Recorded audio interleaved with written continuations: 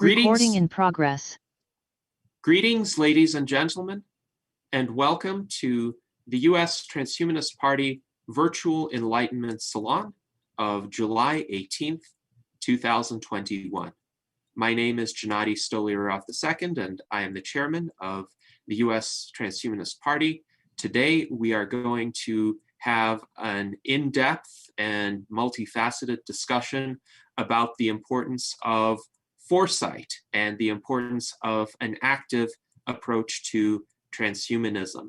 Our panelists today are David Shoemaker, our Director of Applied Innovation, Art Ramon Garcia, our Director of Visual Art, Jason Geringer, our Legislative Director, and Alexandria Black, our Director of Community Resilience. And our special guest today is a longtime ally of the U.S. Transhumanist Party and one of our allied members, David W. Wood, who was also one of the pioneers of the smartphone industry.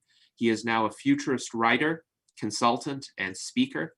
As chair of London Futurists, David Wood has organized over 200 public meetings since March 2008 on futurist and techno-progressive topics. Membership of London Futurists now exceeds 8,000, and David, of course, is quite active in Transhumanist UK, our allied organization in the United Kingdom. As principal of the independent futurist consultancy and publisher Delta Wisdom, David helps clients around the world to anticipate the dramatic impact of rapidly changing technology on human individuals and communities. So welcome, David. It's a pleasure to have you join us today. And please tell us about your recently released book, Vital Foresight, The Case for Active Transhumanism. It's a real pleasure to be here. Thanks so much for the invitation. And indeed, I'm going to try to make the case that foresight is incredibly important. The future is going to be a time of great change. The next 2 or 3 decades will probably see more change, more disruption, more opportunities, more risks than any previous similar period in history. And the changes will be so rapid and in many ways unpredictable that it's not possible for us to map out clearly what's likely to happen. But still, we need to see the patterns. And that's what I'm going to try and persuade people. We can and should see the patterns. And more importantly, we can and should influence these patterns. The things that will happen in the next few decades can be changed by our actions if we are smart enough and connected enough. So what I'm going to do, I'm going to share some slides. Let me do that now. And you may see the extract from the title of my book. And I've actually prepared a number of different perspectives, which I'll go through some of, and they will hopefully add up to a richer picture. So I'll start by covering what I think is the conclusion. What matters most? The first things that we should all try to keep in our minds, the values, which will help us decide what to do, what to spend our time on, what choices to resist, what choices to promote. So that's a bit of a risk, setting my conclusions out first, but then I'll back it up by talking about the reasons why I reached these conclusions. And one of them is my analysis of technology. I spent 25 years in the high technology business with the early days of mobile computing and smartphones. I'm going to look at the history of industrial revolutions, how industrial revolutions changed the world in the past, how they're changing the world now, and how they're likely to change the world in the future. I'm going to talk about the potential wonderful outcome that we could reach, what I call sustainable superabundance for all. But I'm also going to talk about what could go disastrously wrong if we fail to manage things properly.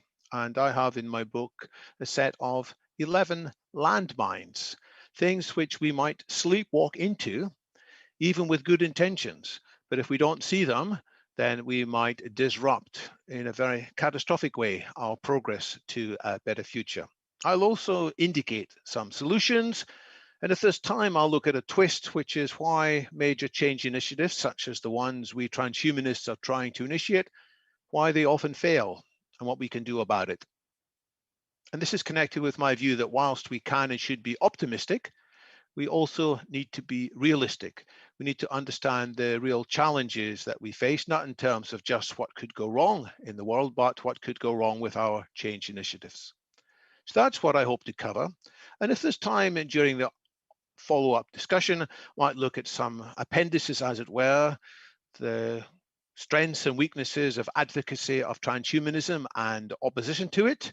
I may touch on what I call the transhumanist shadow, which is nothing wrong with transhumanism itself, but some things that tend to accompany transhumanism. Some fellow travelers or some people who are associated in the public's mind with transhumanism and lead the public to unfairly dislike transhumanism.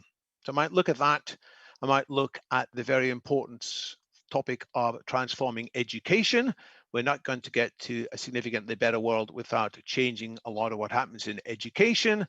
And since this is the Transhumanist Party, of course, we have to at least touch briefly on politics, the need to transform politics and geopolitics with what I call super democracy and super narrative. So that's the headline.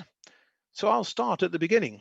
What is it that matters most? How should we decide which choices to take and which to resist when there are things that we might like to do, when there are things that science enables us to do, but which possibly we should resist? How should we reach such conclusions? Science and technology can tell us how to achieve various goals, but it can't tell us which goals to adopt. So I'll answer that in 4 quick stages. I'll set out the context. I'll say what I believe should be the most important goals. What are the methods that we transhumanists should be advocating in support of these goals? And then some generalizations. Some of you may be familiar with this saying: the right perspective is worth, sometimes expressed as the right viewpoint is worth. It's a saying by computer science pioneer Alan Kay from, I think, the 1980s. The right perspective is worth 80 IQ points. It's worth a lot of cleverness. If we're locked into a wrong perspective, we'll only see part of the landscape, and we are unlikely to take the truly wise decisions. So here's my highest perspective, if you like. The most important thing for us to bear in mind is what I call radical opportunity. The near future can be much better than the present situation. The human situation can be radically improved compared to what we've inherited from evolution and history. At the same time, we also need to bear in mind the flip side, existential danger. The near future can be much worse than the present situation. Misuse of powerful technology could have catastrophic consequences. And I believe one of our possible failures as humans, or even as transhumanists, is the lack of ability to hold both of these insights in our minds honestly at the same time. What's going to be the difference between whether the radical opportunity is fulfilled or the existential danger? It comes down to human agency. The difference between these two radical future options depends critically on whether we can think clearly and wisely and whether we can take concerted action. And it's by no means clear whether we're going to be able to do that. If I look ahead to 2050, I think there's about a 30% chance, ballpark, approximately, that we will be in that stage in a much worse situation than today, a new dark age. I also think that by that time, there's a higher probability, about 60%, that we'll be in something approaching the sustainable superabundance that I mentioned. there's only about a 10% chance that in 2050 we'll still be in some kind of middle of the road situation, a simple extension of today's scenario. I can run these numbers also for what I think might happen within 2 decades by 2040. I think we could get to the sustainable superabundance by 2040. I think it's quite likely, but 40% probable. I think we could also be in a very bad situation by then with about 20% probability. And yeah, 40% probability we're still in the middle somewhere in a state of great turbulence and uncertainty. And let me emphasize, there are no easy options here. If we fail to become engaged, if we are distracted by other things that momentarily seem to demand our attention and we give too much attention to them, if we are confused, if we fail to comprehend the true lie of the land, the true landscape, or if we are frightened, intimidated, then there's a high likelihood of a radically bad outcome. We need to avoid distraction. We need to seek a true understanding of the forces ahead of us, and we need courage. So what are the goals that should be promoted? Sometimes we transhumanists are criticized by some analysts. Oh, transhumanists is all about efficiency, or it's all about technology, or it's all about intelligence. And I want to say, not at all. We are about enhancing human well-being. So I say this should be the highest goal, that in all decisions, we should prefer actions that lead to an increase of human well-being. And that's a loose term, and it's good that it's a loose term. It has many components: feeling truly alive, having liberties, being creative, being healthy, being intelligent, being aware, conscious, being happy, working in deep collaboration, experiencing bliss. All of these are part of enhancing human well-being, and it's likely that as we advance our understanding of the brain and of society and advance our own experiences, we will get a deeper understanding.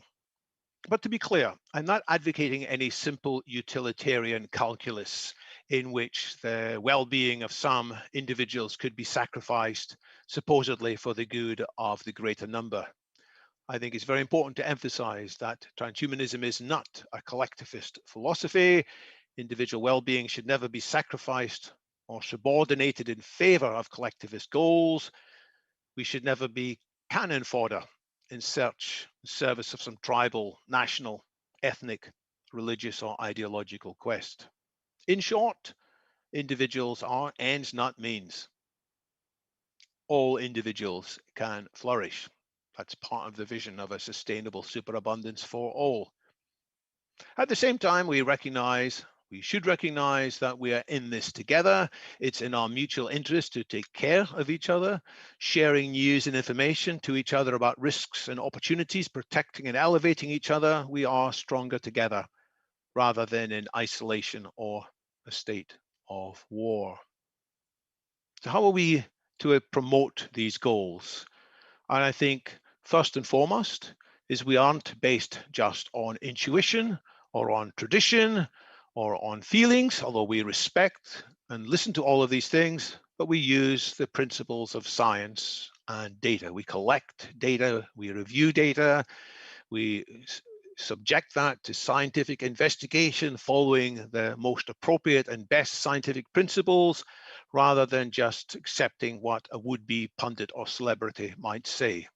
But we do this in an open-minded way, and vital to the future of transhumanism is that we keep that openness. We must realize that some of our current favored ideas or methods may need to be superseded. And of course, we do like various books and thinkers and traditions, but there is no pope in transhumanism. There is no holy book. We recognize that runs of success can come to an end when things change. And then, very importantly, we must be active in our vigilance against unexpected developments. The technologies that we are unleashing are by no means fully predictable. There can be all kinds of consequences. And so we must keep monitoring for new risks and new opportunities, We should prefer things that are reversible given a choice, and we should be designing for change rather than anticipating some false certainty about what's happening. And I say this again from my background in the early days of mobile computing and smartphones, when it was vital to keep our technology architecture flexible for unexpected developments. And just to clarify some extensions to that, I want to emphasize the sustainability. And to some people, sustainability is a bad word, but all I mean by it is we should not be curtailing our possibility for future well-being by things we are doing today. We need to look forward to tomorrow's well-being and the well-being of days and years that follow. And it's not just about humans. After all, the word transhumanism partially indicates that.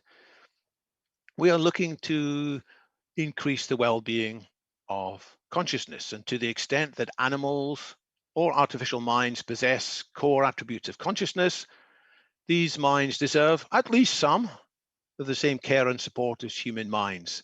So reducing needless suffering, considering growth and development. Now, the principles I've outlined so far are by no means complete. They leave many things open, many questions unanswered, and that's fine. And that leads me to the last in this set of values, that we embrace and cherish and nurture diverse opinions and lifestyles within the broad overall transhumanist framework. And it's from that breadth of variety of lifestyles and opinions that some of our most important insights and experiences are likely to arise. So to put all that in one page, and then I'll come to why I believe these things should have the priorities that they have. I just want to draw attention to the fact that downplaying some of these values leads to what I've called the transhumanist shadow. So there are some people associated with transhumanism who don't like to talk about the dangers, and they may intellectually mention from time to time there are some dangers, but it's not high in their set of priorities. This is the drawback of what I call risk complacency. And there are some in the broad movement, some of the fellow travelers, as it were, who deny the importance of human agency. And sometimes transhumanists are accused, therefore, of technological determinism, which means a belief that technology will determine the future, which I believe is completely wrong. It very much depends on how we humans design and use that technology. So we should not look to any infallible or inevitable forecast that such and such a thing is definitely likely to happen in such a time. That may work for Marxist determinism or some religious determinism, but transhumanism, in my mind, is much more open than that. An inadequate view of human well-being sometimes leads people to loathe their biology and look forward and talk too much about uploading their minds into the cloud. That's one aspect of transhumanism, but it's by no means the only one. And we transhumanists need to embrace the present possibilities as well as possible longer-term futures. Then there are people who aren't big on mutual responsibility. We might call this advocacy of trickle-down transhumanism. Yeah, people may say, I hope that I will benefit from transhumanist technologies, and maybe in due course other people will benefit too. Or sometimes this is transhumanism for the 1%. I think both of these approaches are very dangerous. We have to ensure that transhumanist possibilities are available to everybody who wants them, hence the advocacy for mutual responsibility. An inadequate pursuit of science and data can lead sometimes to solution hyping, when various therapies, AI packages, drug treatments, or other possible interventions are given too much credence without proper attention. And this can be bad for people whose lives may be damaged by taking the wrong treatments. They may have ill health consequences. They may end up badly out of pocket. And it's also bad for the reputation of the whole transhumanist movement if we are seen to be uncritical in which products we are viewed as endorsing. And a lack of openness sometimes leads people into various sorts of solution dogmatism, insisting that certain things must be prioritized. There is a small group of transhumanists who say, well, you can't make any progress until you've got rid of money, or until you've got rid of capitalism, or some such thing, where it is a dogmatic view rather than having a genuinely open discussion. People who aren't so keen on monitoring for adverse consequences sometimes activate against all regulations.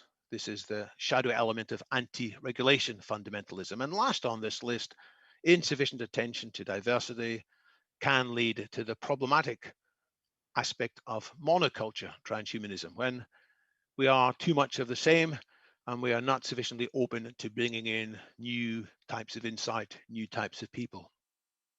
So we might touch more on that later. But I would now like to explain why I have reached some of these conclusions. I'd like to spend a bit of time on the increasing impact of technology over the years and how technology impacts our well-being. I said we should look at data. So let's look at some data. There's a wonderful site that many people know, Our World in Data. And one measure that contributes to well-being is how long people can expect to live. Of course, there's more to life than just living years, but it's part of what we should look at. Our World in Data has life expectancy histories for multiple countries, and as it happens, the longest such chain of data is from the UK. And I wonder if you can predict what this curve is going to look like from 1543 up to that present time. It looks like this. So let's look at this graph. There are some blips and there are some trends. There's something happening here in 1918. Maybe you can anticipate what that is. That was the Spanish flu, so-called. Something happening here in 1728, when for a number of years, people all over the UK died at twice the normal rate. It was another pandemic, typhus, historians believe, along with bad harvests, because people couldn't work on the lands, so there wasn't enough crops to feed people. And something similar happened way back in 1557. This flu of 1557 has its own Wikipedia page, and again, it caused huge crop failures. So these are the individual blips, but perhaps more interesting is the trends. And what you can see here is that for most of that history, 1543 to 1860, there was little net change in life expectancy. Then from around 1860 to 1960, there was a lot of rapid improvement before a slowdown in improvement. It's still increasing, but not as quickly as before. And if you can look at the very top right-hand corner of that graph, you might wonder if it's slowing down further. We'll come back to that. But one point I'm going to make straight away is we should distrust people who say there's always exponential progress, so that's inevitable. Actually, the progress in life expectancy has slowed down in many countries, as we can see. Let's put a few more countries onto the graph just to round out the picture. I've got 5 countries selected. There's the UK, which we've already looked at. It's got the longest history, and right at the end in 2019, we end up 3rd best life expectancy out of this group. The second longest continuous set of records in a country for life expectancy is that one in dark purple. That is Sweden. And you can see lots of ups and downs, but the same general trend. You can see the same bad experience in 1918, and you can see that on the whole, Swedish life expectancy has been a few years better than in the UK, perhaps reflecting the better quality of life by many metrics that Scandinavia seems to have compared to the rest of the world. The one that's on top of this list, the one country with the best life expectancy today, is the one shown in dark brown, and you can see that dark brown line has some interesting things happening about the Second World War. That is Japan. Where's the US in this? The US is the light brown line. It also has the 1918 decline. It also has a few years of declining life expectancy right at the end of this. And by the way, this is before COVID comes into the equation. The final line I've shown on here is a very sad story in India of a bad situation that for many years, decades even, got worse before it got a lot better. Now, just as I'd finished writing my book, Vital Foresight, in which I look at some of the causes of this progress, another book landed on my desk by Stephen Johnson, which I found to be a delightful read. So if you are looking for a light but thoughtful read, as well as looking at my own book, I quite recommend this book by Stephen Johnson. He looks at many of the same episodes, and thankfully he reaches mainly the same conclusions as I did. Talks about the significant impact of vaccinations, antibiotics, surgery, anesthesia, and biopsies. He also highlights the importance of better hygiene, saving lives by people not falling ill because of what we now recognize as infections. He highlights the importance of regulations by local and national and state governments to impose improvements in hygiene and things like pasteurization of milk, prohibition of adverts of smoking of various sorts, removal of lead from petrol, and avoiding the pollution of water. He looks at healthier diets, healthier buildings, and safety regulations such as the improvements mandated in the car industry. So all of these are interesting and important. And if we are serious about understanding the future, I think we need to understand the past too. The progress in life expectancy came from multiple things, but there's a bigger picture. And we should try and see that bigger picture by looking at other curves, because after all, life expectancy is only one measure of well-being. Another measure, again imperfect, but still useful and insightful, is the average economic activity, or how much wealth was created by the average economic activity. And it turns out, again, England has the longest historical record of this. Stored deep inside the vaults of the Bank of England is records on the economy back to 1270. And again, you might wonder, before I show you what the shape of this curve is, what it might look like. And bear in mind, it's already been adjusted for inflation. So for most of history, there wasn't much progress. And then from roughly the same time scale as I mentioned before, 1800, 1860, it has gone up and up. There are a few blips. There's the blip in economic activity due to the damage of the First World War and the Second World War and the 2008 crash. But the big picture is acceleration increasing from the mid 1800s. And we could look at lots of other data. Here's the average amount of time people spend in school, because more knowledge, more information is again broadly connected with well-being, and that's gone up and up too.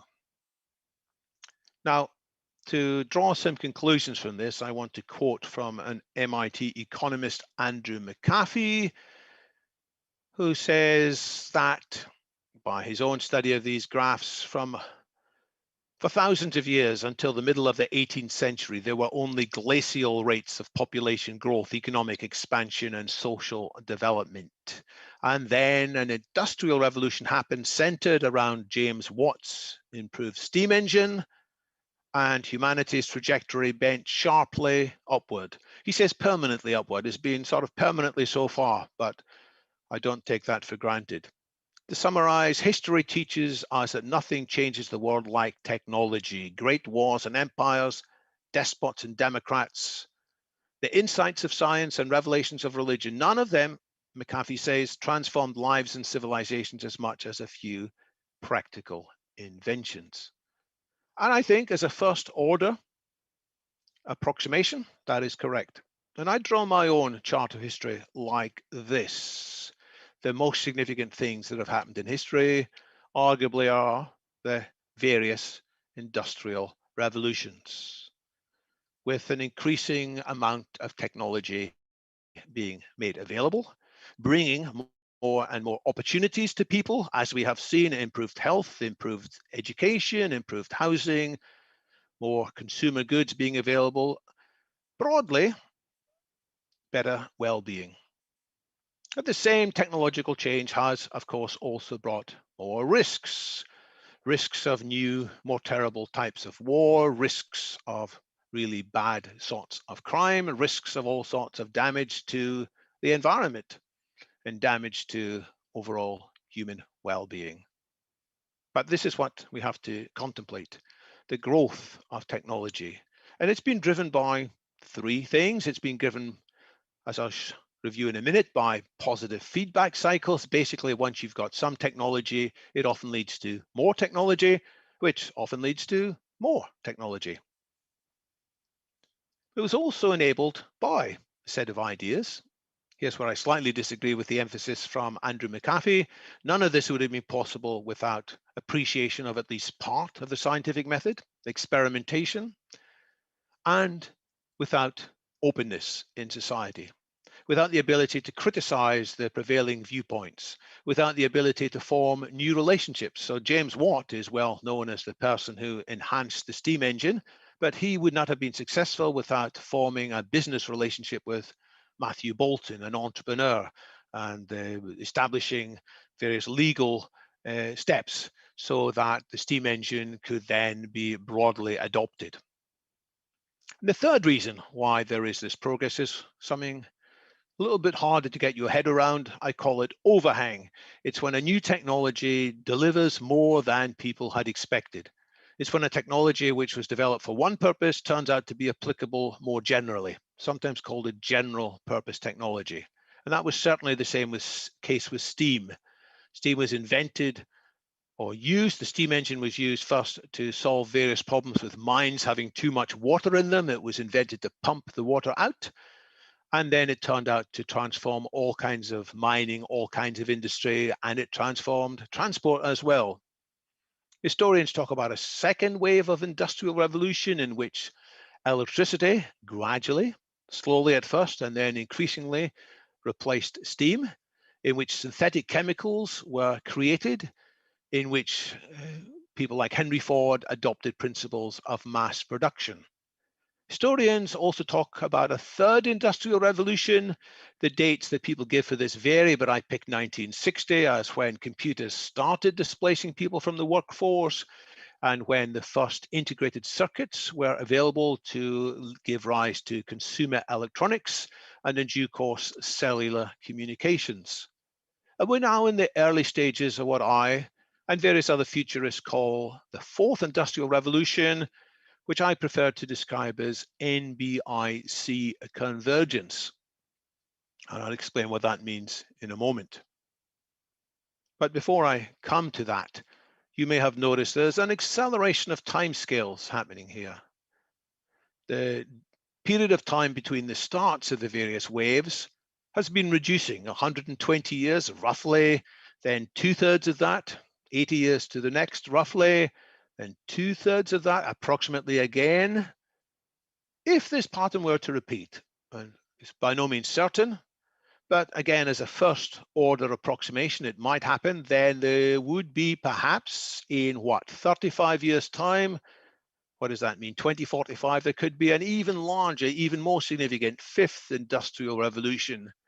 And that has a name already too. It is the technological singularity. It's when we move from today's AI to general intelligence and superintelligence. And it could happen a lot sooner, to be clear. I don't think we can take these timescales with any sense of certainty. It could be longer, but I'm going to draw a line here. I'm not going to talk in this session about that fifth industrial revolution, important though it is, because I think whether we get there or not, and I think whether it will be good or not, depends critically on what happens in the next couple of decades as we manage the challenges of the fourth industrial revolution, NBIC. I stands for infotech. It's our ability to have machine learning of big data. It's systems of software that can look at data and write better software, deep learning, and so on. N is for nanotech. It's improved power to manipulate matter systematically at the atomic level, as foreseen quite a long time ago by Eric Drexler, and which eventually I believe is going to come to reality. We see some of this in simple forms with 3D and 4D printers, but we will increasingly have nano-scaled robots, nano-scaled sensors. We will have new types of computing as well, such as quantum computers. Biotech, B for biotech, is reprogramming not our silicon, not our digital computers, but ourselves, reprogramming our genes, understanding our genes and our epigenes and so forth. C is for cognotech, understanding and improving as never before our neurons, improving our brains and allowing us to build different kinds of artificial brains.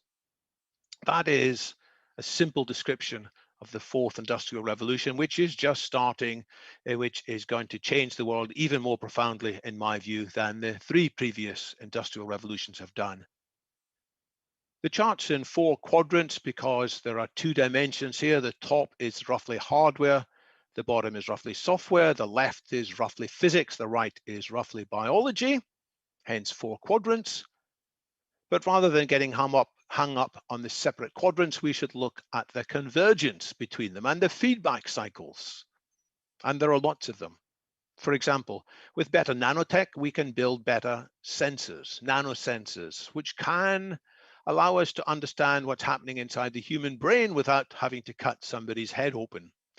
As we understand what's happening in people's brains when they're being intuitive or meditating or being creative, we can copy some of these principles into our AI, which is why many of the world's largest AI companies have hired lots of neuroscience PhDs.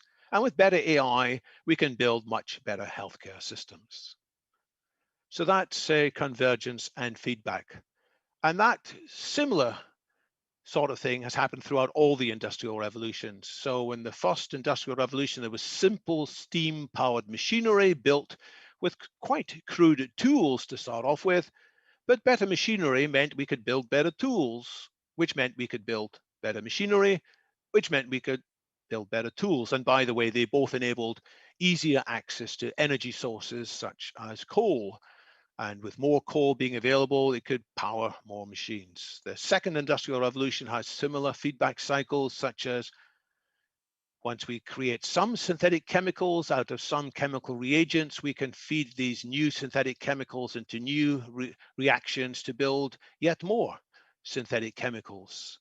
The third industrial revolution had simple hand-built computers that were initially designed, as it were, on paper and pencil, but we can use computers for something called computer-aided design, computer-aided manufacture of all sorts of goods, including computers. So one generation of computer leads to better subsequent generations of computers. And it's the same with the software side of the third industrial revolution. Software is built by humans using software tools to help them, debuggers, compilers, optimizers, profilers, and so on, which is why smaller teams of software engineers can now maintain even larger sets of software, which on the whole, with some exceptions, has higher quality. That's the past. For the fourth industrial revolution, we are going to see AI built, not just by humans, but by AI. And more AI tools are going to accelerate the creation of larger, more varied AI systems. Example, AI algorithms are starting to teach AI algorithms. And the picture suggests that computers are teaching each other. Well, that's trivially easy, but the actual article talks about humans who want to learn how to write AI no longer need to find humans to teach them. They can get lots of the training from automated online courses. So AI is involved in the teaching of AI, but AI is also involved in the building of AI. There is a team inside Google called Google Brain. Ray Kurzweil has been associated with that in part. It's led by somebody called Jeff Dean. They have created this tool called AutoML, automated machine learning. It is software that allows new machine learning software for particular problems to be built that is in some instances more powerful and more efficient than the best systems that the human researchers can design. So humans are still in the loop here, but there is increasing positive feedback. One more example. One thing nanotech allows us to do is better chip design. And with better chips, we can have better AI. which is why, by the way, today's deep learning doesn't use the CPUs, which are at the heart of computers. They use GPUs, graphics processing units, which were initially developed for a different purpose. And then AI designers modified them to create things called TPUs, tensor processing units, IPUs, and we can look forward to QPUs, quantum processing units, and each of these will allow better AI. But guess what? With better AI, you can design better chips. And so here's another story. Google is using AI to design chips that will accelerate AI. Positive feedback cycle again. The biggest picture of these positive feedback cycles, why I believe that other things being equal, there's going to be more technology developed more quickly, leading to more disruption of all sorts, is that we have more people alive in the world today than ever before. And while some critics think that's a problem because there are more mouths to feed and more pollution generated, we should also realize that means more brain power, especially as more people around the world are educated to higher levels than ever before and network together so that ideas can bounce off each other, just as we are doing now on this call with people around the world connected together. So it's no surprise that educated network people create more tools and technology, which, to complete the feedback cycle, improves the networks and improves educational facilities. So we go round and round this cycle, which is why there are more active scientists, engineers, entrepreneurs, designers, and educators active than ever before, producing more artificial intelligence and deep learning, resulting, as I said, in an acceleration of technology and an acceleration of disruption. So what reaction will people have from the realization that this might happen? I find there are 4 typical reactions. One of them I describe, I'm being a bit critical here, as techno-ignorant. And I draw this picture. Now, these people like to think of themselves as being skeptical. And often they're being skeptical about some particular claims. They find there are some cases when some AI products have been overhyped, and that happens a lot. And they therefore say this technology won't actually change the world that much. But if you look at the examples that I have briefly touched on here, and I go into a lot more detail in my book, I think that view is not tenable. Yes, there is some products that will fail to live up to their potential, but overall, NBIC has huge potential. So don't be a techno-ignorant person. Let's educate ourselves about this. The second approach realizes that technology is poised to change the world dramatically, and they are unhappy about it. So we might call them techno-suppressive. They say, wait a minute, whoa, slow down here. They might think of themselves as being techno-conservative. Let's not experiment with genetic editing. They say, let's not experiment with modifying brains. Let's not experiment with clever AI. Let's slow the whole lot down. And I have a little bit of sympathy with that, but frankly, there is so much good potential to consider stopping all such progress. So I can understand why they take such a view, but I don't endorse it at all. We have to highlight the goodness that can come. Then there is the opposite of the techno-suppressives. We might call them techno-promiscuous. And I looked all over the internet to find a good picture of this. It's people who want to sample and use all sorts of technology. And sometimes they're called techno-libertarians. That name's maybe a bit misleading. They don't want regulations. They don't want things to be held up. They want to press the accelerator, the throttle, to get as much technology as quickly as possible so that the potential good could arrive as quickly as possible. But the powerful technology could magnify bad impulses as well as good impulses, which we'll look at briefly shortly.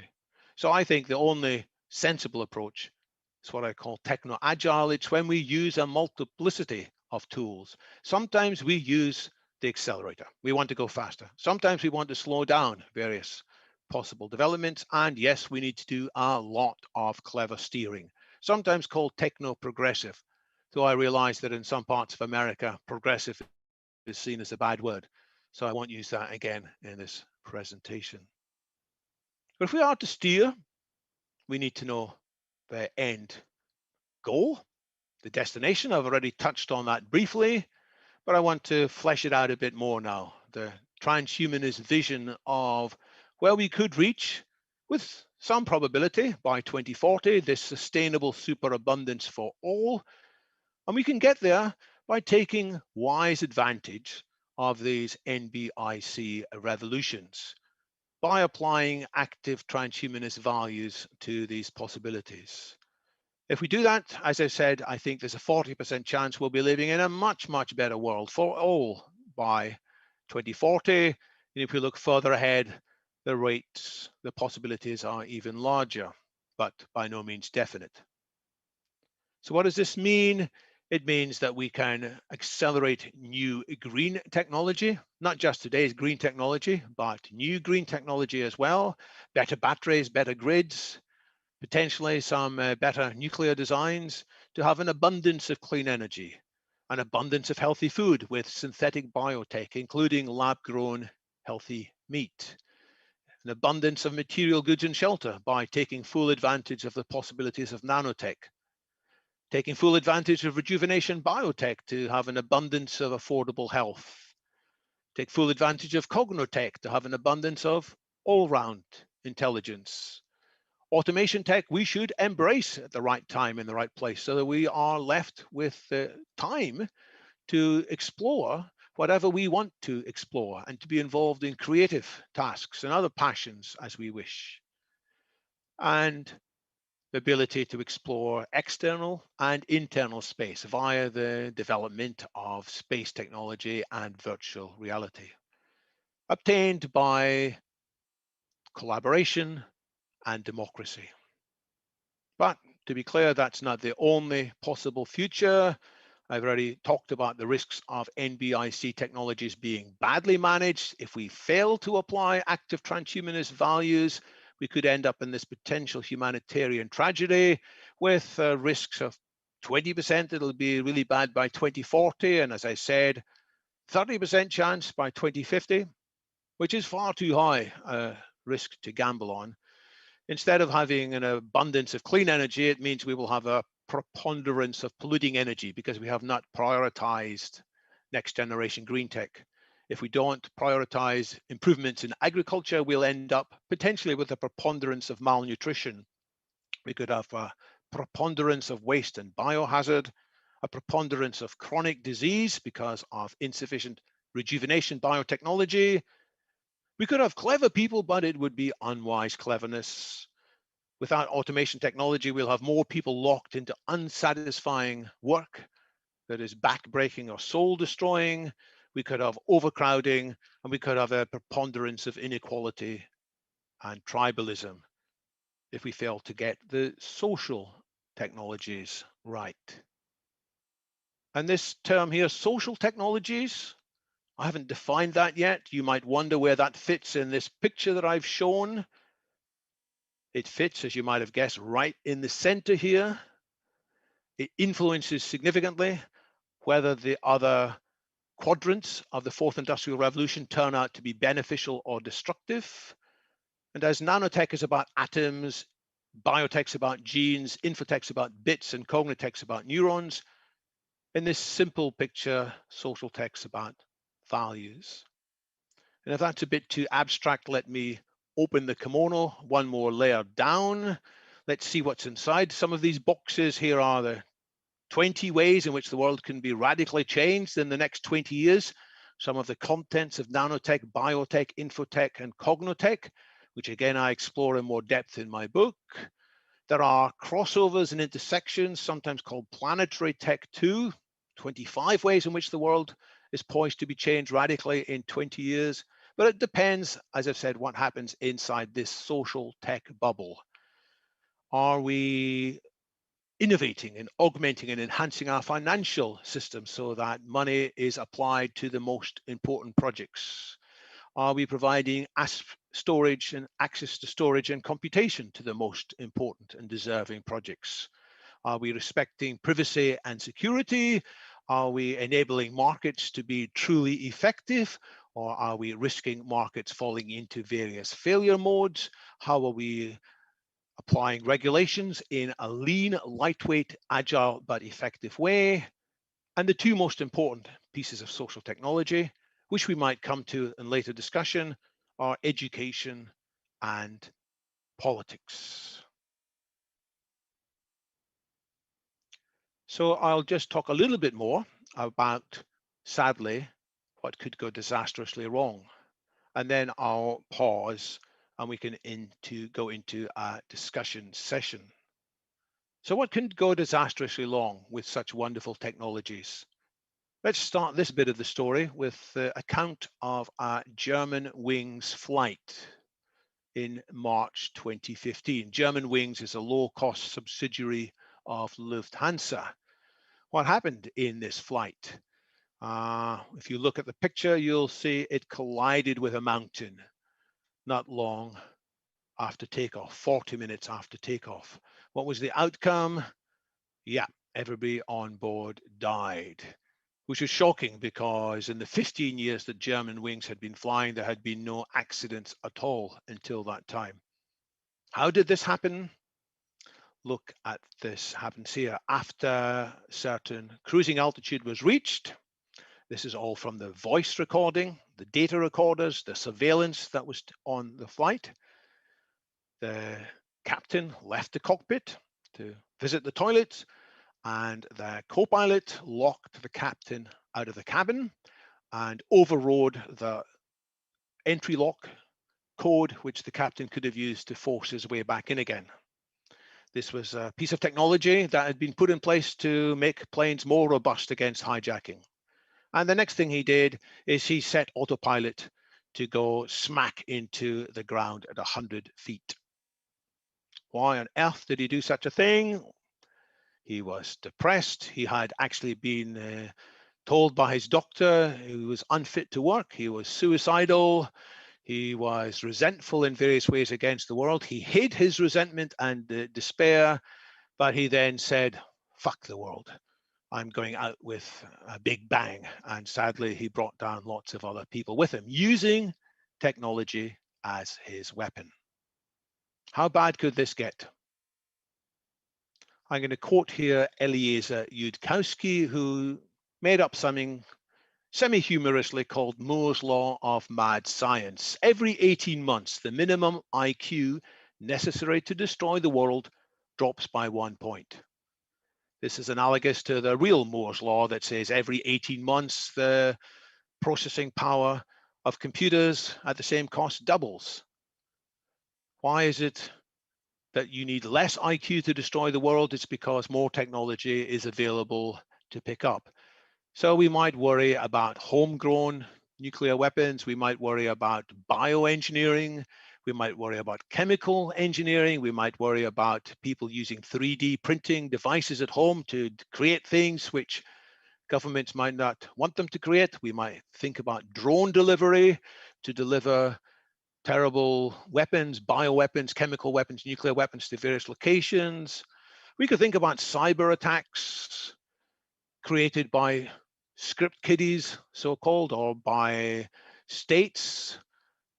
You can think of various states that have got various reasons to destroy infrastructure, and sometimes that experiments go badly wrong. And we could think about the divisions which people can do with quite a high IQ. They can cause all kinds of havoc on social media. Now, this formulation is a bit misleading. It doesn't need to be somebody who we would recognize as being mad. It could just be somebody who is angry or alienated or depressed and then gets involved in an extreme religious cult, an extreme environmentalist cult, an extreme political group, or whatever. It could be somebody who is misguided. They don't realize exactly what's going to happen. And some of the worst incidents from ransomware attacks, it looks like the people who initiated them then could not control them and they got out of hand. And there could be unexpected overhang. And here's a case of unexpected overhang. The first time a hydrogen bomb was exploded. And for those of you who are not sure, a hydrogen bomb is something different from the atom bombs that were exploded over Hiroshima and Nagasaki. They use uranium and plutonium, heavy elements, which split up in fission. Hydrogen bomb uses fusion, the same thing as was going on in the sun.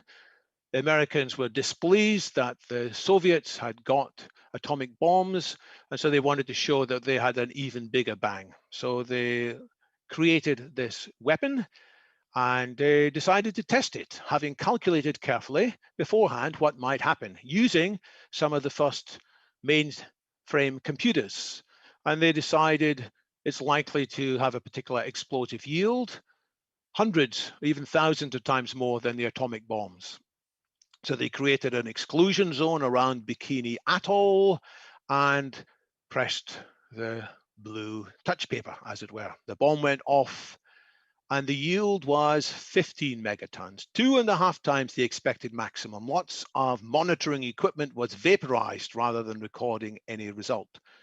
It has been described as a physics error by the device designers at Los Alamos National Laboratory. And that doesn't quite tell the whole story, because these are some of the cleverest physicists in the world. And they had not foreseen that some of the materials in the packing of the bomb, lithium-7 isotope in particular, would actually take part in the explosion as well. The result was very bad news for members of a Japanese fishing boat that were outside the original exclusion zone, but they became ill and one of the crew died through subsequent complications. Thank goodness it was only 2.5 times the expected maximum. So even the smartest people, now you may not think they're the nicest people because they're working on a nuclear bomb, but they thought they were doing it to keep the world safe. They thought they were doing it for peaceful purposes. It could have got much worse. What do we have today? We have very clever companies following the motto, such as this, which was for many years Facebook's motto: move fast and break things. Mark Zuckerberg used to tell his teams, if you're not making mistakes on a regular basis, at least occasionally, you're being too careful. If you're being too careful, the competition is going to catch you up. Be prepared to make a few mistakes. And when something goes wrong, well, you can fix it, can't you? It's not so easy sometimes. If there's a big mistake in a calculation, all kinds of bad things can happen, which you can't simply reverse. And Mark Zuckerberg has more recently come out very much in favor of removing regulations on potentially dangerous AI. He says that people like Elon Musk, who are arguing for slowing down the process of building AI, they are doing things that are questionable. He says he is optimistic. Well, I'd like to be optimistic too, but we need to be realistically optimistic rather than naively optimistic. So when he says that naysayers who drum up doomsday scenarios are irresponsible, I say we need to be more thoughtful, more vigilant. And many of the founders or early employees of Facebook reached the same conclusion. There was an article not so long ago. Many of the early Facebook employees regret the monster they created. Some of the early employees, they report being totally overwhelmed by what their software ended up doing, how it arguably helped various people, such as Russia, to distort the American democratic processes. Similar things may have happened in UK with Brexit, and they say, oh my God, what have I done? They lie awake at thinking about the things they built in the early days, and they wonder, what could they have done to avoid the product being used in this way? Well, they should have been more proactively vigilant. They should have thought harder about the consequences in advance. And if we don't think harder about the consequences, even well-intentioned people may end up creating even worse monsters. So in my book, I talk about 11 landmines. I don't have time to go through them in any depth in here. I do talk in each case about their causes and risks, how we can measure them, so-called canary signals, to see whether they're becoming more risky, whether they're more likely to explode. And yes, I talk about solutions. So there is the risks of the left behinds, the people who feel that progress is passing them by, the people who feel that their economic well-being is declining, that they are earning less than they expected, that their median income has not kept pace, that many things they thought they should be able to buy are out their reach. They see themselves as having declining potential. Their children, they think of a declining potential, and they feel that their own social value is being denigrated and sneered. And what do? Sadly, many of them kill themselves intentionally or unintentionally. And this is one of the causes of that downward turn in life expectancy, which is happening in both the US and more recently in some parts of the UK. People who become addicted to drugs, or alcohol, or bad lifestyles. It's bad for them. It's bad for society that there is so much sharp divisions and we sometimes need gated compounds with security guards. And there's another reason why it's dangerous. So some of these people may be able to pull themselves up by their bootstraps and turn around positively. Others may just go into a terrible downward personal spiral. Some of these left behinds, or some of the people who sympathize with the apparently left behinds may seek revenge or notoriety or validation, as in various terrible religious cults or political cults. And what makes this more risky is the proliferation of weapons of mass destruction, including biotech hazards, pathogens, not just like today's COVID, but worse versions, possibly augmented with gain of function research. Some of you may have heard of the Om Shinrikyo cult in Tokyo from a few years ago, who set off sarin gas bombs. They experimented with biological warfare. Thankfully, they weren't competent enough to manage it. But imagine if they had been more competent. It could have been a much worse scenario than just the few dozen people who did die in that gas attack. There's infotech hazards with cyber hacking, and there are financial risks as well due to potential chaos, due to unexpected and poorly understood connections between various shadowy financial systems. And what these last three have in common is vulnerabilities due to a shared pervasive infrastructure. We humans have a shared biology, and that means us more vulnerable to biological pathogens. So we have increasingly a shared IT infrastructure, which makes us vulnerable. And there are many aspects of a shared financial structure, which means that a crash in one sector of the financial economy could unexpectedly have much wider consequences. There's the financial instabilities. We could, arguably should, talk about the environmental instabilities, political instabilities, and more broadly, the other possible cancers within society, groups which could become more powerful. Eisenhower, when he was president, warned in his retirement speech about the dangers of the military industrial complex, but there are many other groups in society, big pharma, big tech, big oil, big tobacco, who in various ways have distorted the discussion and have manipulated things in their own favor. We could talk about crony capitalism. We could talk about political parties with too much power. And you know the saying, power tends to corrupt. Absolute power corrupts absolutely. Put too much power and too much technology, advanced technology, in the hands of some of these groups, and it could be chaos. I'll just quickly nod here to what I see as one part of the solution. We need a strong state to constrain these strong potential cancerous elements, but very importantly, we need a strong society, strong media, strong judiciary, strong independent politicians to prevent the state abusing its power. Then there are meta line minds, reason under threat, people unable to have proper, intelligent, thoughtful, open discussions. There are the risks of a world increasingly divided, the Cold War 2.0 and a potential race to lethal autonomous weapons, and something we could spend a long time discussing, the risk that people will perceive, hey, anti-aging treatments are becoming available, but they're only going to be for the rich. And however much we try to argue that this is not the case, there is a strong emotional fear about that. So to push these down, I want to say the solutions cannot involve simple formula. Each case, these are complicated. The devil's in the detail. Beware people who offer simple formula in solving these problems. But broadly, we can say we must take full advantage of the best that humanity can provide. We must use as much scientific analysis, good data, be open to contrary points of view. And yes, we must take advantage of new NBIC technologies as part of the answers to some of the threats. We must be proactively vigilant, including using technology to help us be vigilant. And we must not underuse human agency, diversity, or mutual responsibility. What does that add up to? It adds up to a number of big transformations in society. It adds up to a transformed vision of what is possible and what is desirable, so that people who might have been tempted into left behinds and worse can feel instead a strong positive optimism. It involves transforming what people learn in formal education systems and in informal education systems, such as many of us in this transhumanist community might support. It involves transformed individuals better than well, with emotional intelligence improvements as well as just being smarter. And vitally, it involves transforming some elements of society too. Well, I've talked quite a lot.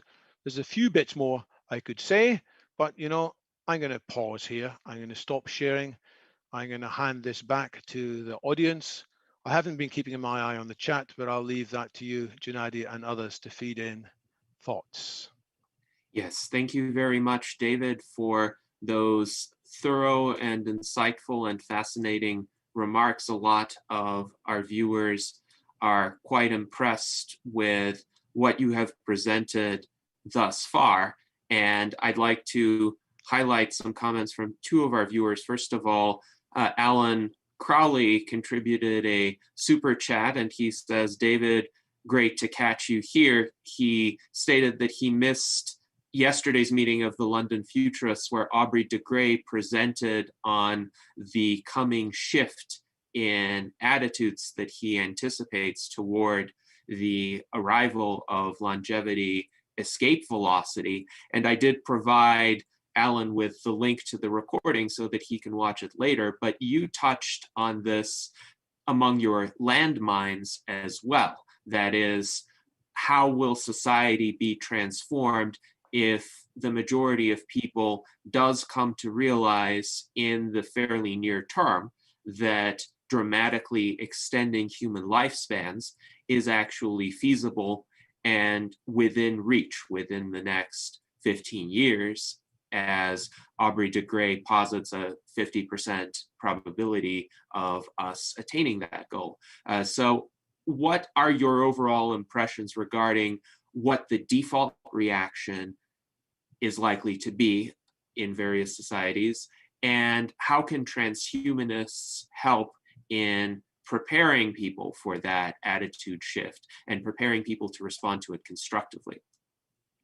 It was a super session with Aubrey yesterday. It exceeded my expectations. Many people who have watched it have said, wow, this is more than they expected. So by all means, if you haven't seen that video before, it's well worth watching. Aubrey talks at the beginning for 40 minutes straight to camera with lots of updates. And he makes a case that it is quite possible that more people are going to realize this solution, ending aging, putting aging under scientific control, is within our grasp. And that should be good news. And many people will like it. And many people will therefore campaign to accelerate funding in this area. Many people will campaign to ensure that the therapies are available as quickly as possible to the whole population. But there is a group of people who are psychologically hurt. They have suffered in their lives. They have seen others suffering in their lives. They have seen the unequal distribution of vaccines. And it's a hard, complicated question. Should wealthy countries give their vaccines to their young teenagers? Or should they say, well, teenagers don't need the vaccines, we're going to ship out the vaccines to other countries who don't need them? And countries who don't have enough vaccines yet are having a horrible experience in some cases with COVID resurgence. So we are, in a sense, on trial, and we will be evaluated as to whether we are all in this together, or whether the well-off and the developed countries are keeping the lion's share of goodies for themselves. So people's reaction to this isn't just rational, although there are elements of rationality in it. It is often psychological. And the question that keeps on coming up every time I say, hey, there could be anti-aging quite soon, There's a number of questions, and we may all know what the familiar questions are, but the one that comes up with the most passion is it's going to be unfair. It's going to distort the world, it's going to pollute the world, and it's just for the sake of you guys who want to live longer. You're not being ethical enough.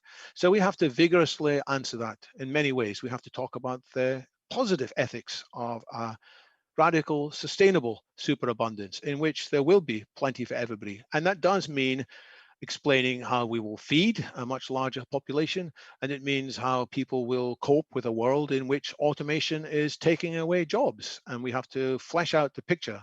I have a slide later on in which I talk about 5 rejuvenations. We can't just talk about the rejuvenation of the body. We have also to talk about the rejuvenation of the mind, the rejuvenation of the emotional body, the rejuvenation of the political body, and the rejuvenation of our vision as to where we're going to get to. So we have to engage in that. But if we don't engage, we may be judged by our perceived actions, and it may cause people to actively campaign. It only needs a small number of people to be truly disruptive to cause real chaos in society, and unintentionally some really bad outcomes may come about. Yes, indeed. And we've noticed even in a smaller subset of society, it only takes one or a few of the individuals that you referred to as smart trolls in your presentation to create considerable disruption. So indeed, that is an area to be vigilant regarding. Now, another one of our viewers and supporters, John H., who contributed a super chat, had made some comments about certain developments of concern that I would like to hear you address from a transhumanist point of view. So John has stated that he has been hearing very dismaying news in the past few days about the climate crisis, and hypothetically already being past the point of no return in some respects. And he notes that ugly possibilities seem to abound, including mass migrations due to critical shortages of food and water. And of course, this would be along the lines of one of the undesirable scenarios for which there is some probability. You stated a 20% probability by 2040, a 30% probability by 2050. But how would you respond to the claim that there may already be some sort of point of no return in terms of climate change? And if so, what can transhumanists do about it? What would be the transhumanist approach to remedying that? I don't think we're yet beyond the point of no return. When people say that, what they think is, well, we're being slow to respond so far, and if we extend our lack of response into the future, it's going to take us beyond the point of no return at some stage in the future. And we don't know, because we don't know how all the tipping points might fit together. We don't know what's going to happen when more Arctic ice melts, and possibly that's going to speed things up because Arctic ice will no longer be reflecting sunlight back into space, and instead water will be warming up more. We don't know what's going to happen with the deep currents, the so-called AMOC, AMOC, which I can't remember exactly what it stands for, Atlantic Meridional Ocean Currents, deep currents, which look like they might be changing, and they will cause changes in the weather. So it is serious. I don't want to downplay this. We are seeing hottest temperatures ever in many parts of the world, at least in recorded history. And you can question whether the past records are completely accurate, but what's happened in the last few days in Germany and Holland is shocked many of the citizens in these countries. So it's quite likely the Greens in Germany are going to get a much bigger share of the poll. And there are many people in Germany who say on camera, because you can't be completely sure whether they're being honest, but they say on camera, you know, I've been a climate change skeptic all my life, but now I've changed my mind when I've seen these unprecedented floods sweeping through. So there are worse crises of climate, but we can accelerate changes, but it's not going to happen straightforwardly. We need to draw on the best of technologies, but we also need to steer some elements of the free market, just as the free market was steered in the past when we had another less deadly, but also serious environmental climate risk, which was the hole in the ozone layer, which was caused, it turned out, unexpectedly, nobody anticipated this, but it turned out that ozone in the stratosphere was being destroyed by a cascading positive feedback reaction involving CFCs, carbofluorocarbons, probably got that, chlorofluorocarbons, which were included in aerosols and included in refrigeration. And they were miracle chemicals. They probably got a Nobel Prize, the people who invented them, because they were much safer than what we used to put in fridges and refrigerators. But when it was found out that was causing this damage, at first the big chemical companies said, no, it's just not happening. DuPont denied it. And they had scientists who helped them deny it. But some of the politicians and some of the chemists said, you know, we've got to change the playing field here. Now, the politicians did not say you must replace CFCs by BFCs or DFCs or some other kind of chemical. They just said we've got to set industry working on better solutions. And what did DuPont do? They came up with better solutions and they embraced the Montreal Protocol. The Montreal Protocol, I think, was started by Ronald Reagan and signed by George Bush Sr.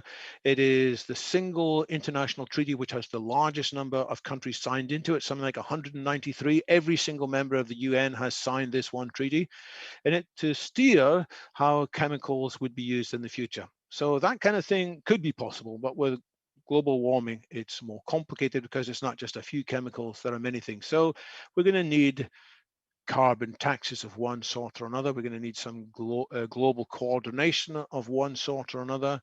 We're going to need to accelerate things to take greenhouse gases out of the atmosphere, which include real trees and artificial trees and algae farms. And we're going to need to accelerate solutions for new cement and new glass and new plastics, because they all in various ways generate greenhouse gases. The solutions are reasonably well known. Bill Gates has a good account of them in his book, which is, I think, pretty persuasive and accurate, but the solutions won't come unless there's more incentive for the market to explore them. So that's what politicians can do. But there's no time for complacency here. We don't know if the climate will accelerate or not, but it could. And it might be when it does happen, it's too late. I don't think it's too late yet, but we don't have that much time. We should avoid being too black and white about this. Sadly, people react against today's climate alarmism by saying, well, people were alarmist in the past. Somebody pointed out to me that I was in an event where Al Gore was speaking in 2008, where he said basically the Arctic is going to be free of ice by 2012, or it might have been 2015, and it didn't happen, you know. So that was too black and white. We need a more sophisticated way of talking about future risks. And by the way, it's the same with warnings about pandemics. If we are too shrill about things and say, well, this is definitely going to be a pandemic, and it wasn't, what reaction is, people rename the WHO from the World Health Organization to the World Hysteria Organization. And so when the WHO started saying, hey, you know, COVID could be serious, they said, we've had that before. You were wrong about swine flu. You were wrong about such and such a flu in 2009. We think you're just in cahoots with a drug company to create profits and revenues for vaccines. So we have to be more thoughtful and careful about how we talk about the probabilities of risks, which is why I try to couch some of my predictions in very rough probabilistic terms. Yes, thank you for that thorough and nuanced response with regard to the question of climate change. And it has certainly sparked a bit of an interesting conversation among our viewers in the chat about various possibilities, various technologies that could be applied to resolve this problem. So hopefully we might be able to revisit that discussion sometime later on in this session. But for now, I want to have you address the question from Alexandria Black, who asks, what narratives might convince skeptics that we can transform to a fairer world, particularly the individuals you mentioned who have felt hurt or maligned or disadvantaged? at some points in their lives, and yet they also stand to benefit from transhumanism and the possibility of a sustainable superabundance. So how can we get them on board? So it's partly a matter of education, which means arguing things rationally, but it's also a matter of pointing to real practical examples. So we must be able to point to societies in which things are done more fairly. And each country has some things that they do well and some things that they do more badly. But I think we need to be better at pointing out things where what I call the mixed economy has worked reasonably well, which is, I briefly mentioned Scandinavia earlier. They are, on the whole, more tolerant about their governments there, more trusting of their governments. And on the whole, they have systems that allow a more equitable distribution of healthcare and so on. So we need to point to that. And if whole countries can't change, we need to be able to point to communities in which individual cities or groups or even new groups of people, not from the traditional social structures, but possible online cyber communities are practicing what we're preaching. And when this can be seen, it can help to change people's minds. And then we have to highlight the possible faster changes that could happen that people didn't expect by pointing to the ways in which vaccines could, for example, be produced at much larger scale. One reason vaccines were expensive to start off with is there were lots of complicated things involved. But with scale, the cost comes down and down and down. And so we need to show people that some of the things they're worried today will be very expensive can become a lower cost. So we have to look at some very expensive treatments. I mean, the heart bypass surgery is very expensive, more expensive than cryonics preservation, for example. Everybody says, oh, cryonics is a very selfish thing. How much money does it cost? Well, a open heart operation costs even more. And we must find ways to avoid the needs for such expensive healthcare. So which is highlighting the low-cost interventions. And so that's when we have to look at arguments such as was published in Nature just earlier this month, which points out that by spending more money on addressing the problems of aging, we save so much money. It's much more cost-effective. So we must get that into people's minds. So it's not just a single thing. It's a mix of theory and practical demonstration. And I wish there were better examples to point to, but I think over time there will be communities that we can highlight and the examples where we can make documentaries so that people see the positive documentaries and rather than just the terrible, bad examples. Yes, indeed. Thank you. And your answer does give us a lot of potential ideas and approaches to consider. Now, one of the viewers in our chat is Jennifer Hughes, who is running for mayor of Camden, New Jersey, endorsed by the U.S. Transhumanist Party. And I think her sentiment resonates greatly with all of us here. She writes, I wish politics wasn't so political. Can we all just get to problem solving for our direct people whom we are elected to represent, and then network those solutions out to the world? And David, I will want you to proceed with your slides after a few more questions. So perhaps we will get to some components of the potential ways in which politics can be transformed in that way. But what would you have to say to the desire that Jennifer expresses? It seems to be a highly rational desire to have politics actually work rather than be dominated by these perverse incentives for power and short-term benefit for one's team, so to speak, at the expense of the opposing team. Yes, so the thing I hate most is party politics or party politicking. We can't get away from politics. Politics is simply how we figure out together what rules and regulations we should apply. Hopefully not too many, but there are some which we need. And historically, parties made sense because they helped individuals to be trained and then have a chance of being elected. But the system has become fossilized, and as you have pointed out in some of your own previous remarks, Gennady, often the answer to a scientific question is no longer referred to We no longer make that decision by looking at the science. We look at what people in my party tend to think about it. Well, people in my party tend to think this about this. Therefore, that's how I'm going to reach my decision about various possible treatments for COVID. Whether Donald Trump seemed to endorse it, then I should endorse it because I like Donald Trump, or I should not endorse it because I dislike Donald Trump, rather than actually finding out what the scientists say. So it's the political tribalization that needs to change. And there are institutional aspects to the tribalization, as well as psychological aspects to the tribalization. And we need to address both. We need to help people to have the emotional strength to not be bound up in your identity in just your perceived tribe. We need to make people more comfortable in interacting with that diversity. So that diversity principle is very important. But we do also need to put laws in place to constrain the powers of these great parties. So reducing the significance of funding would be important. And you and I both agree, Gennady, that we should move away from first past the post divisive voting into a system that is more accepting of third parties, where you could come along and say, well, I'm going to vote for the Transhumanist Party candidate. I don't think he or she is going to be elected, but I'm still going to give my vote there. And then my second vote is going to be for, and you might vote for Republican or Green or Libertarian or Democratic, whoever you most want to come in next. And that's going to encourage more people to vote for a number of parties. And we see some of this in countries like Germany. The Green Party has done pretty well in Germany, in part because it has, I would say, a more mature, a more adult system of voting, rather than this archaic first past the post, which made sense in historical times, but needs to be changed too.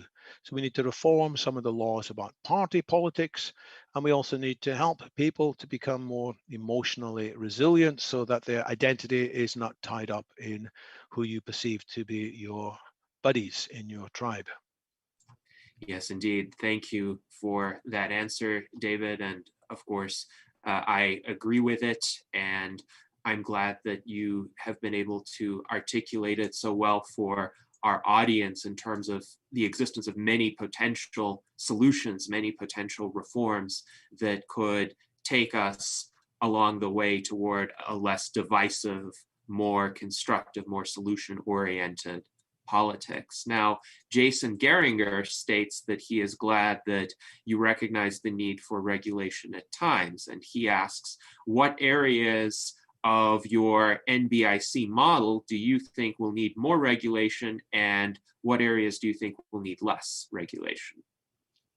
Well, there's one general principle, is that we must be more honest in what we are seeing. One of the problems in all the areas is that many corporations feel inclined to cover up some troubling evidence of potential problems from their products.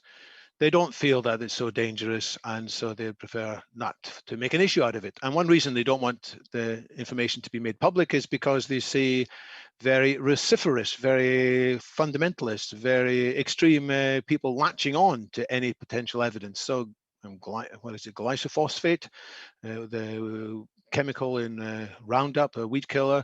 There's so much bitter arguments about that, and it's very difficult to reach a rational view on that. It's very difficult to reach a rational view on genetically modified products in general. Many of the scientists in the EU, even many of the politicians say, well, we know actually there's no good evidence against GM, but we can't possibly go out and say that because it's politically unacceptable to say it.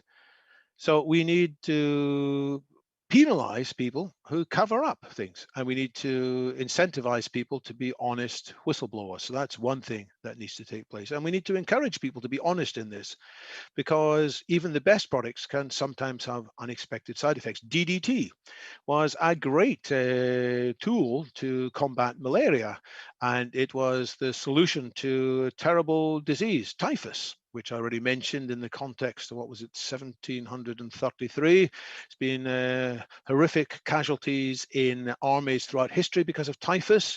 More of Napoleon's soldiers that he took to Russia died of typhus on the way back than were killed by the Russians. This is his grand army. 600,000, it turned into 20,000 by the end in 1812. And the use of DDT was the solution to typhus. It was the solution to malaria. And oh my goodness, it seems like there was evidence that it was actually doing damage in other parts of the environment, which Rachel Carson highlighted. And some people tried to cover it up and tried to smear Rachel Carson. We need to look at this honestly, and unless we're looking at it honestly, we will be in trouble. Now, in terms of which particular technologies need most attention, again, we should keep an open mind about this. We need people in every area to think about safety issues as a high priority. We shouldn't just say we only need safety in, say, the nuclear industry. Anybody who said they were going to build a nuclear reactor and then tack the safety elements on at the end would not be able to do it. So we need to ensure that all technologies have people thinking about the safety issues in a positive way. And in my own time in software development, we also used to say you can't make an insecure product secure at the end. You have to design security into the architecture. So I would also mandate that safety is part principle of every review. And government should not be awarding contracts. They should be using their buying influence.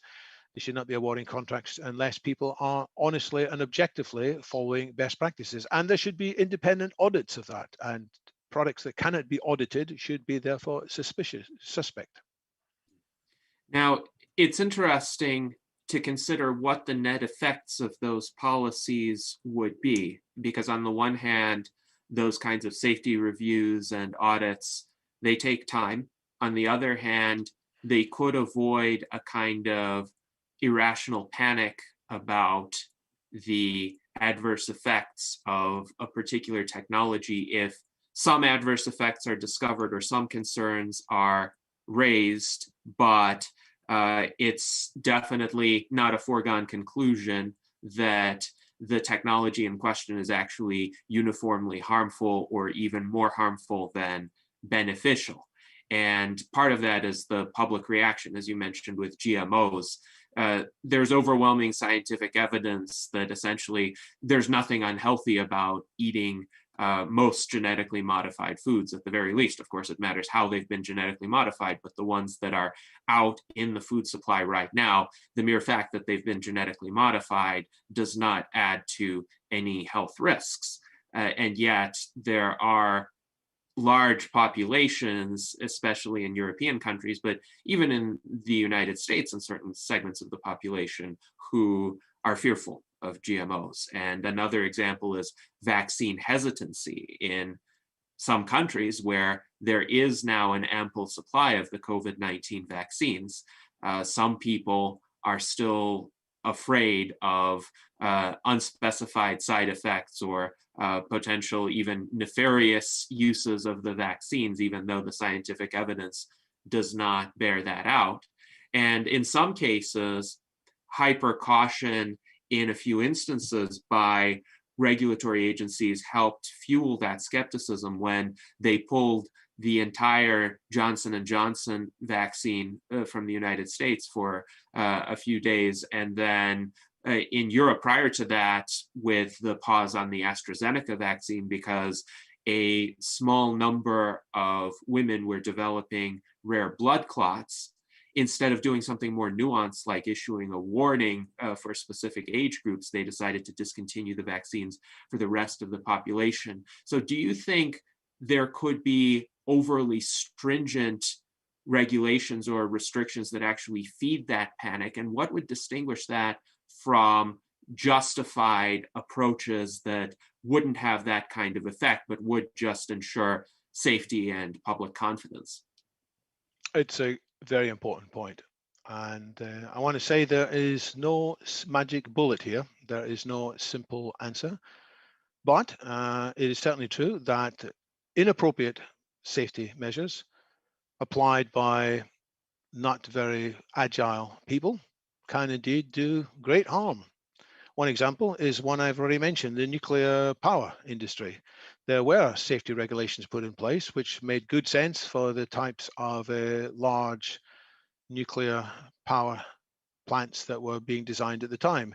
Now, there are newer designs, many innovative newer designs, and the people who are creating them are campaigning for changes in the safety regulation. They don't want to move to unsafe, but they just think we need to update these regulations. And that's absolutely the case in many industries.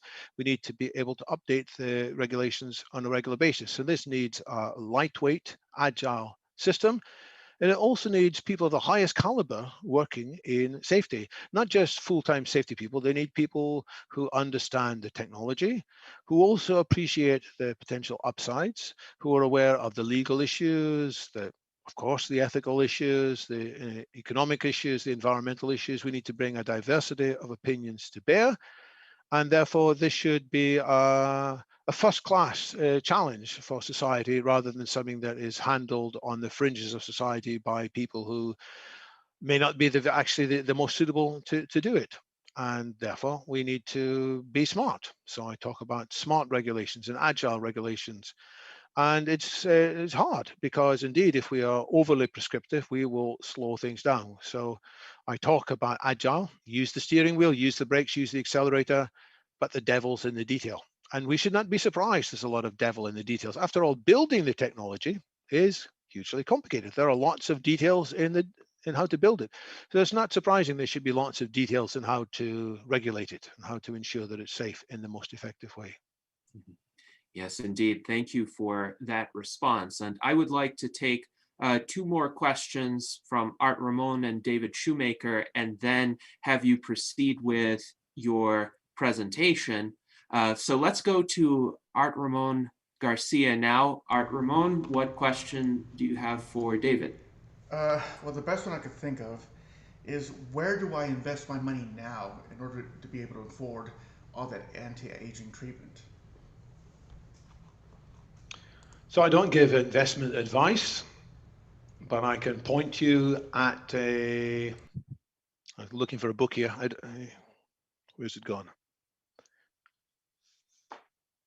This is a good start.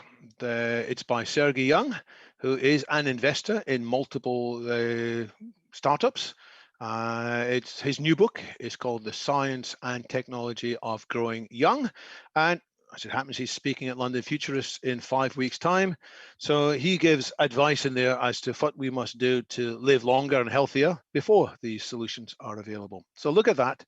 And I should probably point people to get involved in what Aubrey de Grey is doing just now in his Pulse Chain airdrop, which is a way to contribute to some very exciting and important improvements, in which he has education programs, and which he also has a lot of investors investing in some of the solutions which he has been talking about for many years. But there are some areas which the private investors are still a bit shy of getting into, which is why he wants to raise more funds in it. And if you do this, well, you're not going to directly benefit, but you will benefit in the sense that these solutions will be available more generally, more quickly. So a couple of things to look at: Sergey Young and also SENS Research Foundation.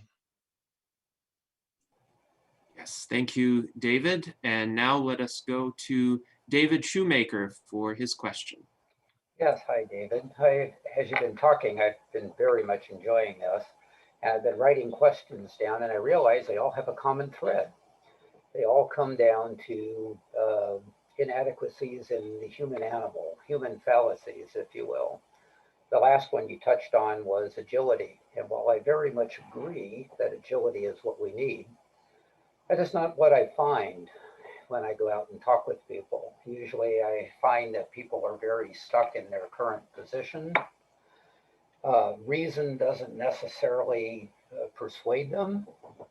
Perhaps emotion does, more or less, and perhaps we could consider that a fallacy, but it seems like we're accommodating these fallacies in the human animal. And I'm wondering, there are transhumanist ideas of how to overcome these, but I'm interested in what your ideas might be, or what you project into the future. The human condition is indeed obstructing the possible positive future that we might get to. We are short-sighted, we are frightened, we are tribal, and many of these things probably helped us as a species in the past, and they no longer help us in quite the same way. Just as our sweet tooth probably helped us in the past, but is a danger in a world in which there is so much sweet things within our grasp in restaurants and supermarkets. So we do need to consider transforming aspects of human nature, and that's a scary thought in many people's minds, but that is the central message of transhumanism, and we need to look at practical technologies to do it. And I think there's a lot that can be done by cognotech to help people, and there are simple, old, ancient cognitive technologies such as meditation or yoga, which certainly help. There are guided meditations, and we can find how to make them more successful nowadays as we understand the brain better. So one thing I hope in the transhumanist community in the next few years is we will become experts in practical transhumanism, as well as talking in this theoretical way about what might change. We need, in a sense, to be a community that is able to give each other advice, not just on drugs to extend our healthy lifespan, but on ways in which we can all be more agile. And as we are more agile ourselves, we can help to inspire other people to become more emotionally agile too. Thank you so much.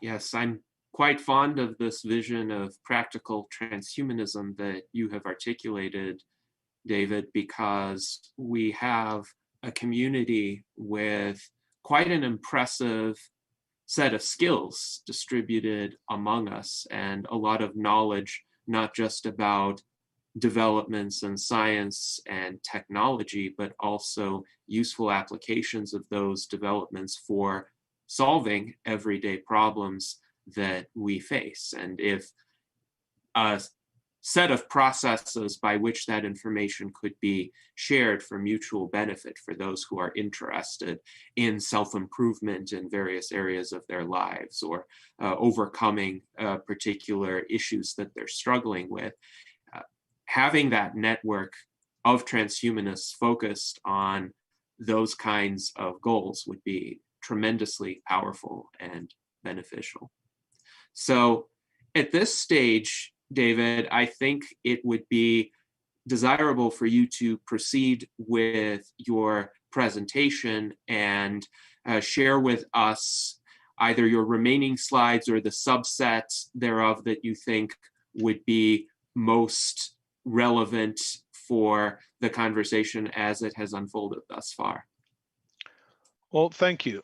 And I think I'm going to move to politics and the subject of super democracy, because some of the stuff I've got here addresses some of the questions that have been raised. So I envision, as I said, a transformation not just of individual humans, but of some of the institutions in which we find ourselves. And I call this a super democracy. So let's start with a definition of democracy, which is sometimes given as this, which refers to a statement made by Abraham Lincoln in his Gettysburg Address in 1863. So he was quoting other people who had said it earlier. Government of the people, by the people, for the people.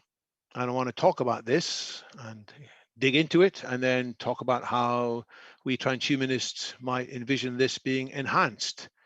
So there are three clauses: of the people. Well, government means there are some restrictions imposed on what people do. We don't let liberty be applied in that people can do exactly whatever they might want at particular times. We don't allow people to decide for themselves how much alcohol they can drink before driving a car on a public road. We think that's a constraint. There are constraints in terms of how fast people can drive on public roads. There are constraints on what we can do with carrying some explosives or some weapons in some areas, constraints on pollution, and so forth. So government is some restrictions, some incentives.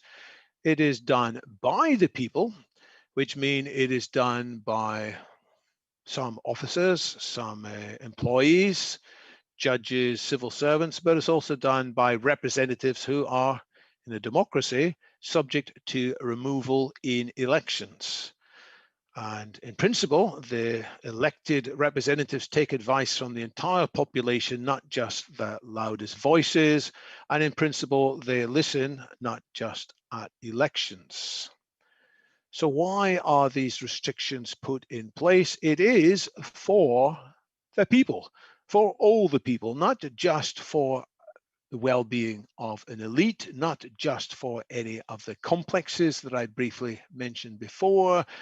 It's not just so that the military can do well, or that large corporations can do particularly well, or that press barons can continue to have their power, or indeed that politicians can continue in power. So that's the statement broken down. And the problem with democracy is it requires a lot from people. As David Schumacher has just observed, we are often not very rational, and sometimes we are all too emotional or too tribal. There is a saying that the best argument against democracy is a 5-minute conversation with the average voter, sometimes attributed to Winston Churchill, although the members of the Winston Churchill Foundation deny there's any evidence he ever said such a thing. But it's something we can sort of understand, because we are often ourselves shocked when we hear prejudices, irrationalities expressed by some of our fellow average voters. So how can we make democracy work when people are so imperfect? Ideally, we need people who are more autonomous and have more education in critical thinking, more awareness, at least of bits of history, more able to think creatively, but also critically about future possibilities, and who are broadly supported. Is that enough? So in this suggestion, the way we're going to get to a better future is we're going to have, better people, better politicians, better voters, better press, better analysts. But I don't think that's enough. I think there are social aspects of our problems as well. So I will augment this. And in the book, I augment it in various phases, but one phase, I will say it's government of the people, by the people, aided by technology and by institutions. And why is it being done? Well, in general, it's for consciousness, but in this, it's for the people. And what do I mean aided by technology? I mean things like real-time fact checking, which we are starting to see, so that when politicians come along and say, blah, blah, blah, X, Y, Z, there can be real-time checking that said, last week they said, not blah, blah, blah, but something different instead. There can be real-time logic checking and real-time source checking, so that when a video is shown, other software can say, oh no, this video has been doctored. There can be, more positively, creative synthesis of different views, in which AI isn't just a checker, but is actually starting to propose new things, looking at the various proposals, coming up with interesting new suggestions for us humans to suggest. And very importantly, I think AI can help create simulations in which people can model various possible policies and see what's likely to happen, rather than running experiments just in the real world, which is important, but sometimes it could be possible to run them in simulations. So that's some ways in which technology can help build a better democracy. But actually, I haven't touched yet on the two most important inventions. By some measures, these are the two most vital inventions in the last 200 years, and that's a big claim. It is the mixed economy and separation of powers. What do I mean by that? Mixed economy is that we take advantage of the benefits of free market competition and all that that can produce, the innovation, the entrepreneurial spirit, the new improvements, products becoming cheaper, lower cost, safer, and so on, with a genuine competition, without seeing market failures, which do tend to arise from time to time in the absence of appropriate guidance. So a free market relies on some legal systems and various other checks and balances. And the mixed economy, which has evolved, delivers that. And that's something that's very important and very precious. And we need more of it. So we do need the smart regulations smart subsidies. We do need to ensure that all the externalities of economic transactions are being valued. And an externality is that somebody may sell something to another person and they may both benefit, but there's a side effect, maybe a noise, a loud noise from a music lesson, or some chemicals emitted as a waste product, and so forth. So these externalities must be valued too. By the way, positive externalities should be valued as well as negative externalities. So we need smart regulations implemented, as I said, in an agile way. I also think we need, this is another aspect of the mixed economy, some elements of an industrial strategy to do things which the free market itself is not always able to do. Just as Aubrey de Grey in the session I referred to yesterday said there were some things that private investors were not willing to do, and so there was a case for philanthropic or even government funding to make happen. And the separation of powers is that all of this happens without any one group gaining too much power, whether it's monopolies, whether it's the press, and it's important that we preserve these separation of powers rather than falling into what the founders of America feared, which was the return of a monarch, the too much accumulation of power in one place. So their system of checks and balances was very visionary. And of course, it needs to be updated in the light of new possibilities. And one thing, therefore, to guard against problems, I think we need freedom of press, but with penalties for people knowingly lying. And we need, as I think came up in one of the questions, we need to use technological enhancements to things such as citizens' assemblies, liquid voting, reputation systems, all supported by AIs to help humans come together in diverse bodies and reach conclusions more promptly.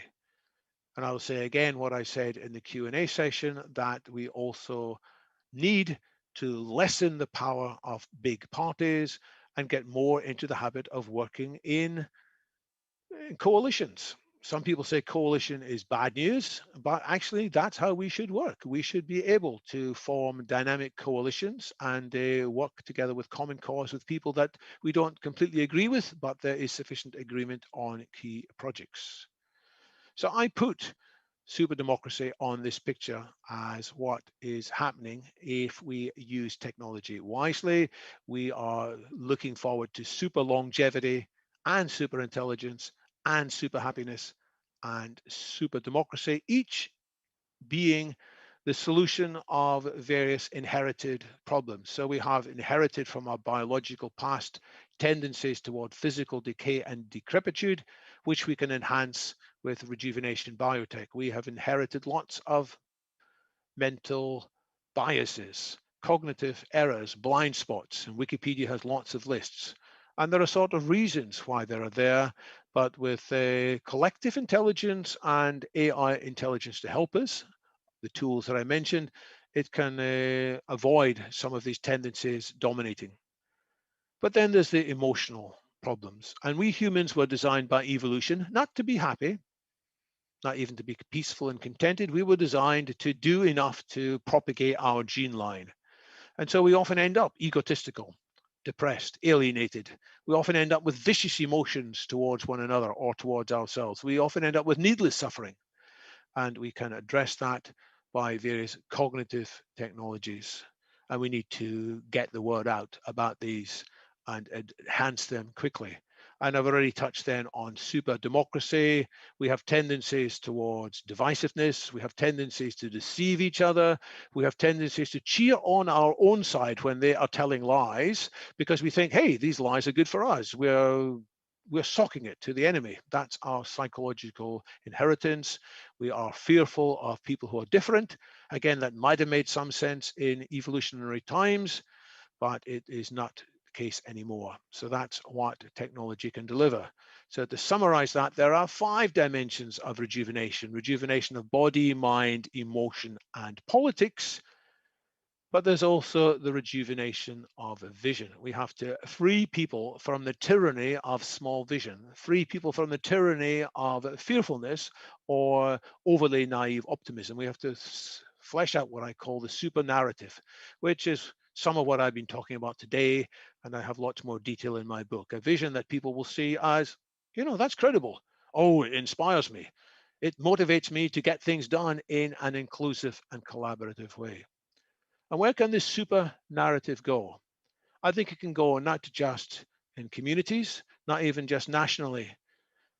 It can go on the international level.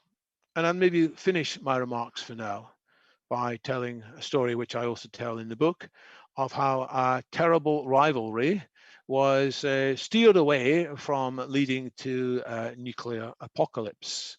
You may recognize the individuals on this page. On the right is Ronald Reagan, who throughout his life was a dedicated anti-Marxist Leninist.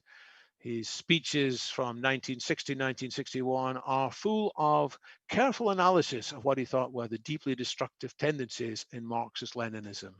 And he warned that we had to take steps to avoid being deceived or outmaneuvered or outspent by the Soviets. So when he came to power, he was steering new solutions through the military armament. He was inspired by something called Strategic Defense Initiative, sometimes known as Star Wars, that incoming missiles could be knocked out of the sky with advanced interception technology. On the left is Mikhail Gorbachev. When he came to power, he inherited 64 years of Marxist-Leninist and Russian and Soviet fearfulness of the West. So they were on a strong collision course. Gorbachev's predecessors had put lots of intermediate range nuclear missiles into Europe, things that terrified myself and my contemporaries when I was a graduate student. We couldn't see a way out of this. We thought things were getting worse. There were more large, long-scale ballistic missiles, and there was this new threat. How did this come to be changed? It was changed, and I'm going to do a bit of Photoshop here, by a futurist, a visionary futurist who also was a scientist, Carl Sagan. What did he have to do with this? He was part of a group of scientists who had worked on the possible consequences of some nuclear bombs being exchanged, and not just killing people by their explosive power or radiation, but he and his group had studied what had happened to the atmosphere on Mars and in Venus. And they realized, also they took into account new theories about what had killed the dinosaurs, theories that started to spread in the early 1980s, that they were killed, at least in part, by a meteorite strike, which killed people by creating a huge dust cloud around the planet, blocking off photosynthesis. Carl Sagan and his team figured out that even a reasonably limited exchange of nuclear weapons would kill not just the tens or hundreds of millions of people that the nuclear planners on both sides had talked about, but could potentially lead to the extinction of the entire human race in something called nuclear winter. And Sagan had his thoughts published in public newspapers. A huge public interest was raised because he was an engaging communicator, well respected. And people on both sides of this divide said, oh, goodness. And some of the Pentagon planners admitted they'd already been thinking about this, but they hadn't talked to people about it. Hugh Everett, by the way, who was one of the people involved in the philosophy of quantum mechanics. This is getting a bit by the way. When he stopped being a quantum mechanic philosopher, he went and worked in RAND, and he already knew about the dangers of nuclear winter, it seems, in the early 1960s, but it wasn't widely spoken about. But when Carl Sagan publicized it through his own research, Ronald Reagan suddenly got more worried. Gorbachev suddenly got more worried. And give them their due, they both were remarkable individuals. They managed to change their trajectories. And in one single meeting, Gorbachev offered more concessions to Ronald Reagan than all previous US presidents had been offered by previous Soviet presidents. And took a few steps. It didn't work out straight away. But over a period of time, this trajectory changed. The number of large ballistic missiles were cut back significantly. Short-range, intermediate-range nuclear missiles were withdrawn from Europe, and Star Wars was recognized as being dangerous and destabilizing and was unfunded. Similar things should happen with message of transhumanists, pointing out the dangers of our new technologies, reaching across ideological divides, The Chinese and the Americans are obviously quite divided, as is the Russians and the Iranians and the Europeans, but there should be enough in common. If we can find the right super narrative, we can transform lots more. So that's the concluding part of my remarks. There's still more that we could touch on, but I know time is getting late, so that's why I picked that section. I wonder if that's brought any more questions to people's minds. That has indeed brought more questions. Thank you, David, for that really engaging presentation on the ways in which politics could be improved. Now, Jennifer Hughes states that she thinks more people support us than we think. We are for science and progress.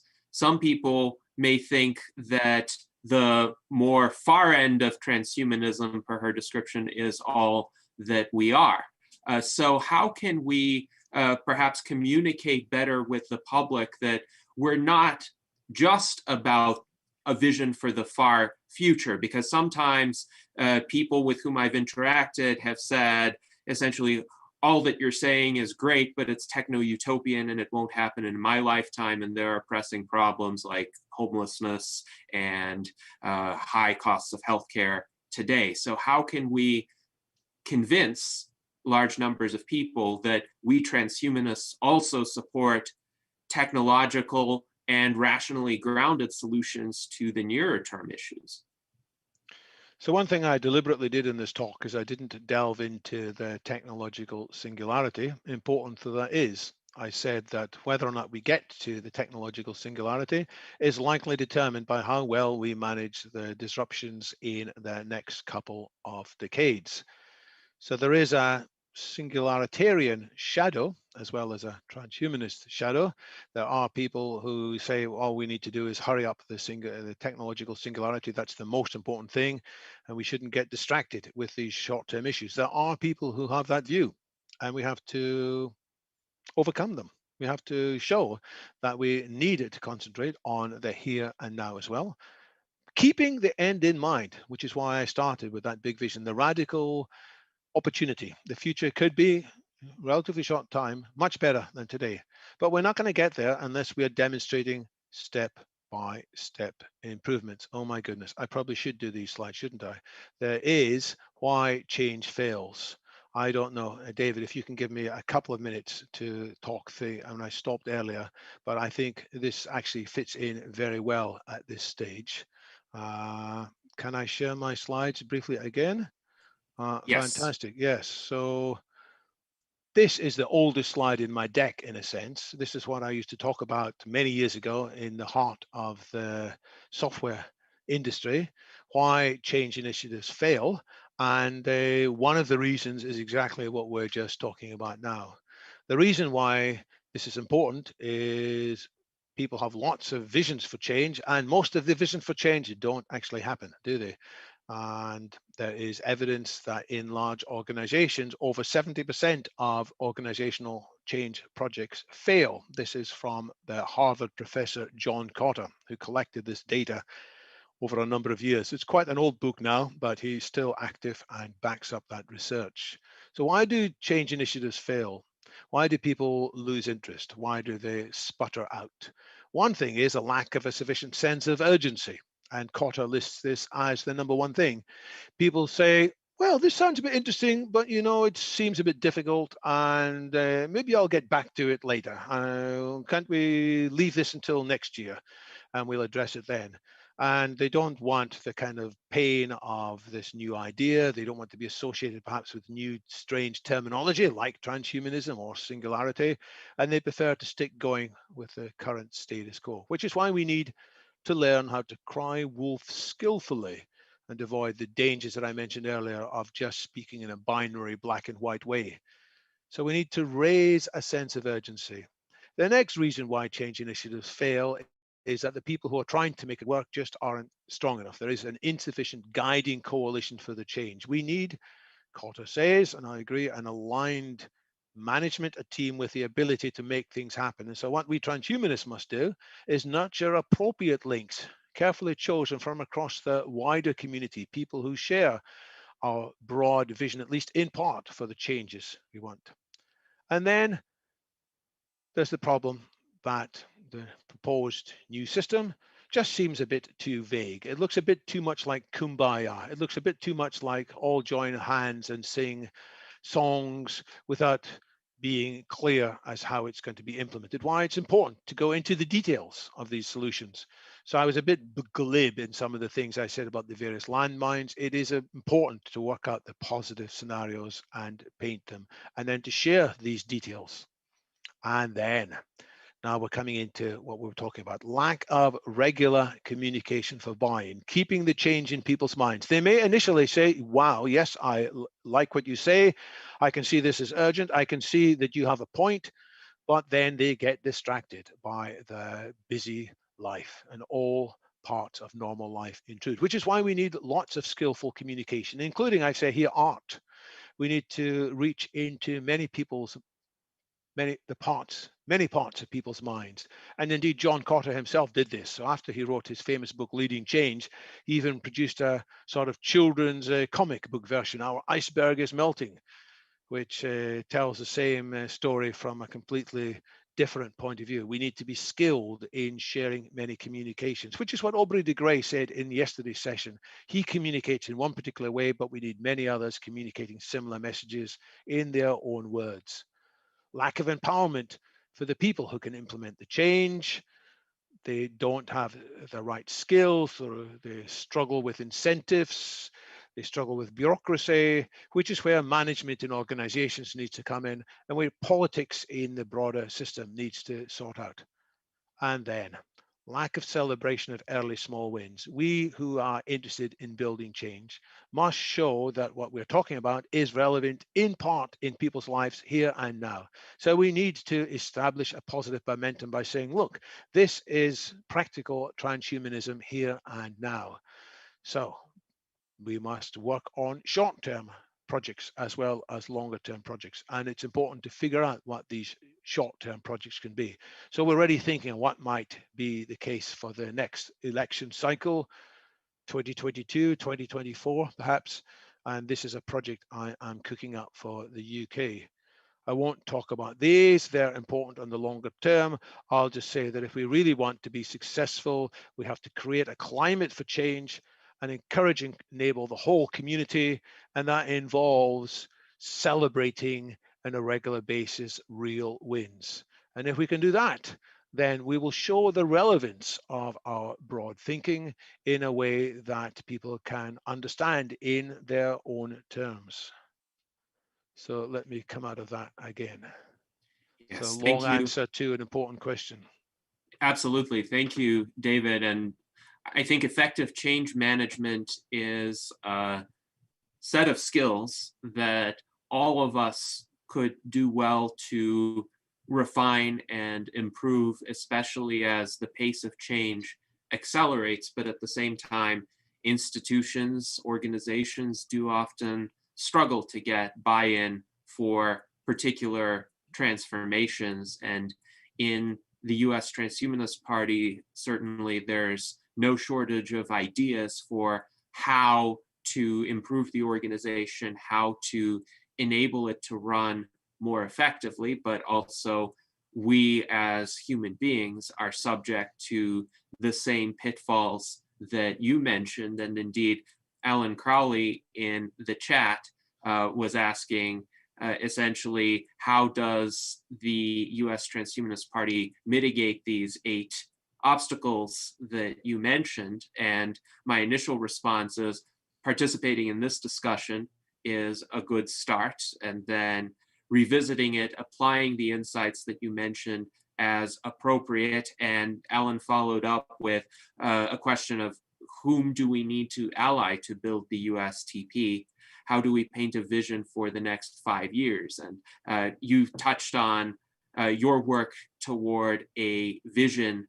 I also hope to enable a dramatic change of vision for the USTP during the next 5 years, in particular along the lines of what Aubrey de Grey described as the forthcoming change in public attitudes toward the attainment of longevity escape velocity. I would like the US Transhumanist Party to be one of the organizations that clearly articulates the importance of this pursuit, enables people to recognize the benefits, enables people to prepare for the arrival of longevity escape velocity in various areas of their lives, and ultimately make sure that the vision does get implemented, that no stumbling blocks prevent us personally from benefiting from these kinds of innovations, no matter who we are, no matter where we are, no matter how wealthy or how conventional, ordinary in terms of resources we are. These technologies should be available to as many people as possible. So with regard to whom we can ally with, it's an interesting question as well. And I suggested, of course, scientists who work on longevity and cures for diseases, other tech innovators, activists for political reform, who are interested in forwarding the kinds of changes that you described, different policy approaches that enable more constructive politics, potential allies from other parties and think tanks who think along similar lines, and creative thinkers among laypersons. We can't always anticipate where they're going to come from, but creativity is in abundant supply in every population, and we have to be on the lookout for people who could be our allies. So those are some of my thoughts. What are some of your thoughts as to how transhumanist organizations can go about becoming more effective at managing change, overcoming the stumbling blocks that you mentioned, and within the next 4 to 5 years, emerging to the forefront of public discourse, public recognition? So picking projects is hard, of course. There is a famous saying from my own background in my company, which was focus, not fritter. In the early days of our company, we were talking to lots of potential users of our software, and it was clear we couldn't possibly meet the needs of all of these different groups, and we were leading them on, and then we were going to let them down and have all kinds of reputational problems. So I put my foot down in a memo and said, we have to focus, not fritter. Well, fritter means spread things too thinly. And it's hard and difficult. And it's always tempting to try and avoid that kind of choice. And to an extent, open systems try to remove us from being the bottleneck. So, of course, we should make some of our systems widely accessible, and so that we are not anymore the constraint. So if we create policies, if we create videos, if we create books, then they can spread by themselves, memes. So getting ourselves out of the way will help more people to help themselves. But there is one other point here, which is that some people may still be reluctant to even partner with us because of the perceived toxicity of the term transhumanism. And many people don't care about transhumanism. They've never heard about it, but some people at least think, oh, transhumanists, they are these really bad people of one sort or another. They are the people who just want to live in the cloud, and they are the people who worship XYZ. They're little nerds or whatever, you know. And there are this shadowy elements, and we need to dispense that view. We need to speak up with a positive for transhumanism rather than some of the imagery that some of our critics have painted. I look at a lot of the criticisms that people have said about transhumanism, and there is some merit in some cases, but a lot of it, frankly, is rather poor. And we have not been able to engage in these discussions, and people have got away with a whole bunch of rubbish in their analysis of transhumanism. And of course, we have to engage politely, but we should also be firm. And if we get on the front foot with these discussions, then people will no longer want to hide from the term. I do know people who are very sympathetic to transhumanism, but they did tell me, David, don't put that word on the cover of your book. That's exactly how I start the preview. David, don't put that word on the cover of your book. But I have done so because I think it is a great word, and I want to rescue that word. And as we clear away the toxicity, then more people will be more ready to work with us, especially when they can see we have interesting policies. But figuring out which of the policies we should prioritize, that's hard work. It's like the work in a company working out the product strategy. Which features do you put in?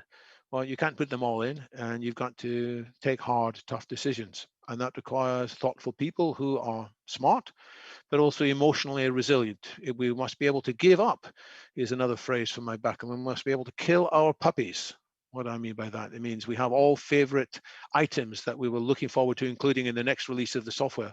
But sometimes you've got to say, well, hang on, if we try and put every new feature in, we're never going to make the deadline. So we have to take some things out which we really love.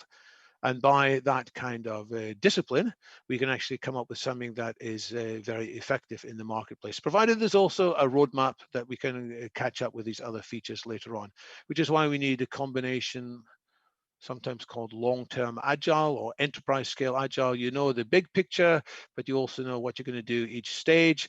And if things don't quite make it into one, you can flip it into the next and catch up with it later. So there's some practical advice. My short answer is it's not easy, but let's keep working on this. Indeed, I fully share your goal and your view of the importance of the term transhumanism, the desirability of rehabilitating it in some people's minds, though my observation has been most people have not encountered that term at all yet. So our use of it in a manner that conveys its genuine meaning will actually help with the process of facilitating accurate society-wide recognition of the term. But you did mention the transhumanist shadow, and I think those who have a negative characterization of transhumanism sometimes misidentify the transhumanist shadow as transhumanism. So what are some of your thoughts as to how to overcome that misidentification? You even referenced healing the transhumanist shadow. What would that look like in your view? Well, it's better to focus on the positives. So the more that we talk about a positive, inclusive, credible vision for the future, which dovetails into what people are already thinking about, which engages them, then the easier it will be. And then at the right time, we can just say, by the way, this is not what we believe. We don't take it for granted that we're going to reach the singularity in 2045. You know, we can draw various pictures and say that's a ballpark estimate, but we are quite open to lots of variation. And by the way, we do think seriously about risks. So look, here's our Transhumanist Declaration. It's not a holy book, but it is the nearest thing we've got to canonical document. There are 8 clauses in the Transhumanist Declaration, of which 4 of them in various ways say there are serious risks ahead which will require careful thought and discussion forums and even social actions to ensure that we get the good outcomes instead of the bad outcomes. So at the right time, we can introduce the correctives, but we should also highlight the positives. Why are some people inclined to these shortcuts? Why do they overhype things that they shouldn't overhype? Why are they sometimes too dogmatic and cling on to, for example, anti-capitalist fundamentalism or anti-money fundamentalism? I think in part people have been hurt in some cases in the past. They have seen bad things happening and they have extrapolated. So if we can help them to see a credible positive vision, then they will loosen their ties to some of these thinking, and they will be able to see, this is how we're going to fix some of the dangerous tendencies of capitalism. We don't need to dismantle it altogether. In fact, it'd be a very bad idea to dismantle it altogether, and so on. So it takes a while. And sometimes we have to decide, well, certain discussions with certain people are too counterproductive, so let's try and bracket them away. But there are others that it's worth working on. And maybe, by the way, if I'm not the right person to have a discussion with a somewhat difficult person, somebody else might be. And this is practical psychology. You got to find friends of a person sometimes to help them realize they are being close-minded or they should be open to new possibilities. Yes, indeed. We need people with various communication skills and aptitudes in order to reach people whom some of us individually might not be able to reach. Now, Daniel Twett has an interesting proposal in the YouTube chat. He says we might strongly consider crafting unique transhumanist outreach position papers that are tailored toward various groups of people so that we can speak to their particular needs, their particular interests, and how transhumanism would respond to that. So that's a promising idea. Thank you to Daniel. Now, Zach Richardson has a question for you, David. He is wondering, do you think there is a relatively objective means of determining whether a regulation is good or onerous? Is there some set of criteria that you would apply that would hold in pretty much every instance of evaluating a regulation, or is it more of a case-by-case approach? I think there probably are some general principles. The regulations should be openly discussed as far as possible. They should not be some secret. And by that open discussion, people can see what the drawbacks of the regulations might be and how they can be fixed. Of course, people are expert at gaming regulations. This is the issue, that whenever you set various constraints, the last financial crash was caused by banks putting money in vehicles that were outside the regulatory system. And the same might happen in the next financial crash, now that we've fixed rules on what mainstream financial bodies can do. There's a lot of risks in yet more shadowy groups. So there are people who will work around it, but I still think it's worth having these discussions as far as possible to be open. And we need red team, as it were, red teaming, which is people who try and come in and kick tires in a constructive way, pointing out what could go wrong. And then we also need to proceed step by step. So instead of just saying, well, we're not going to move at all until we figure things out, we're going to say, well, there are some uncertainties, but here's something that seems to us to be clear. Let's at least make this a bit of progress and move on with it. And I will say this as well. Some of the discussions about regulations are too tied in to the issues of today, whereas the issues of tomorrow, when I say tomorrow, I mean 3 to 5 years, could be much more serious. And when people are worried about bias in AI, which they should be more worried about bigger damage caused by more powerful AI that doesn't yet exist. So the regulations need to be future focused as well as focused in the present. And if you lose sight of either, if you lose sight of the present or lose sight of the future, you are in trouble. So you need to bring multiple disciplines to bear. If it's just done by a single group, you are at some risks. So bring in some external auditors, ensure you got people from different disciplines, people with a cultural, artistic background, as well as people expert in law, and keep on checking, because if we get this wrong, it's wrong, dangerous in two ways. One, it makes us go more slowly, unnecessarily, and second, it could be the Facebook thing of breaking things, and then sadly too much damage is caused, which can't be easily undone.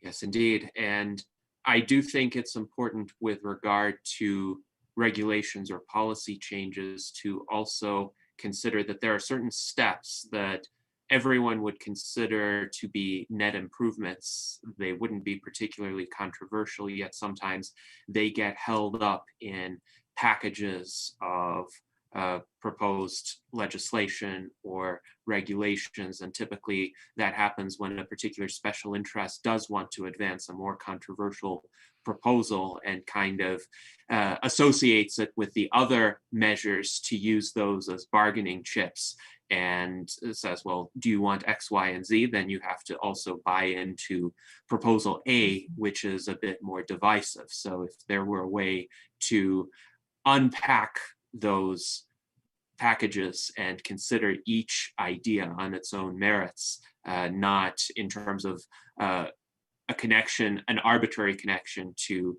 other measures, I think a lot more beneficial regulations would be enacted without the harmful ones following in tow.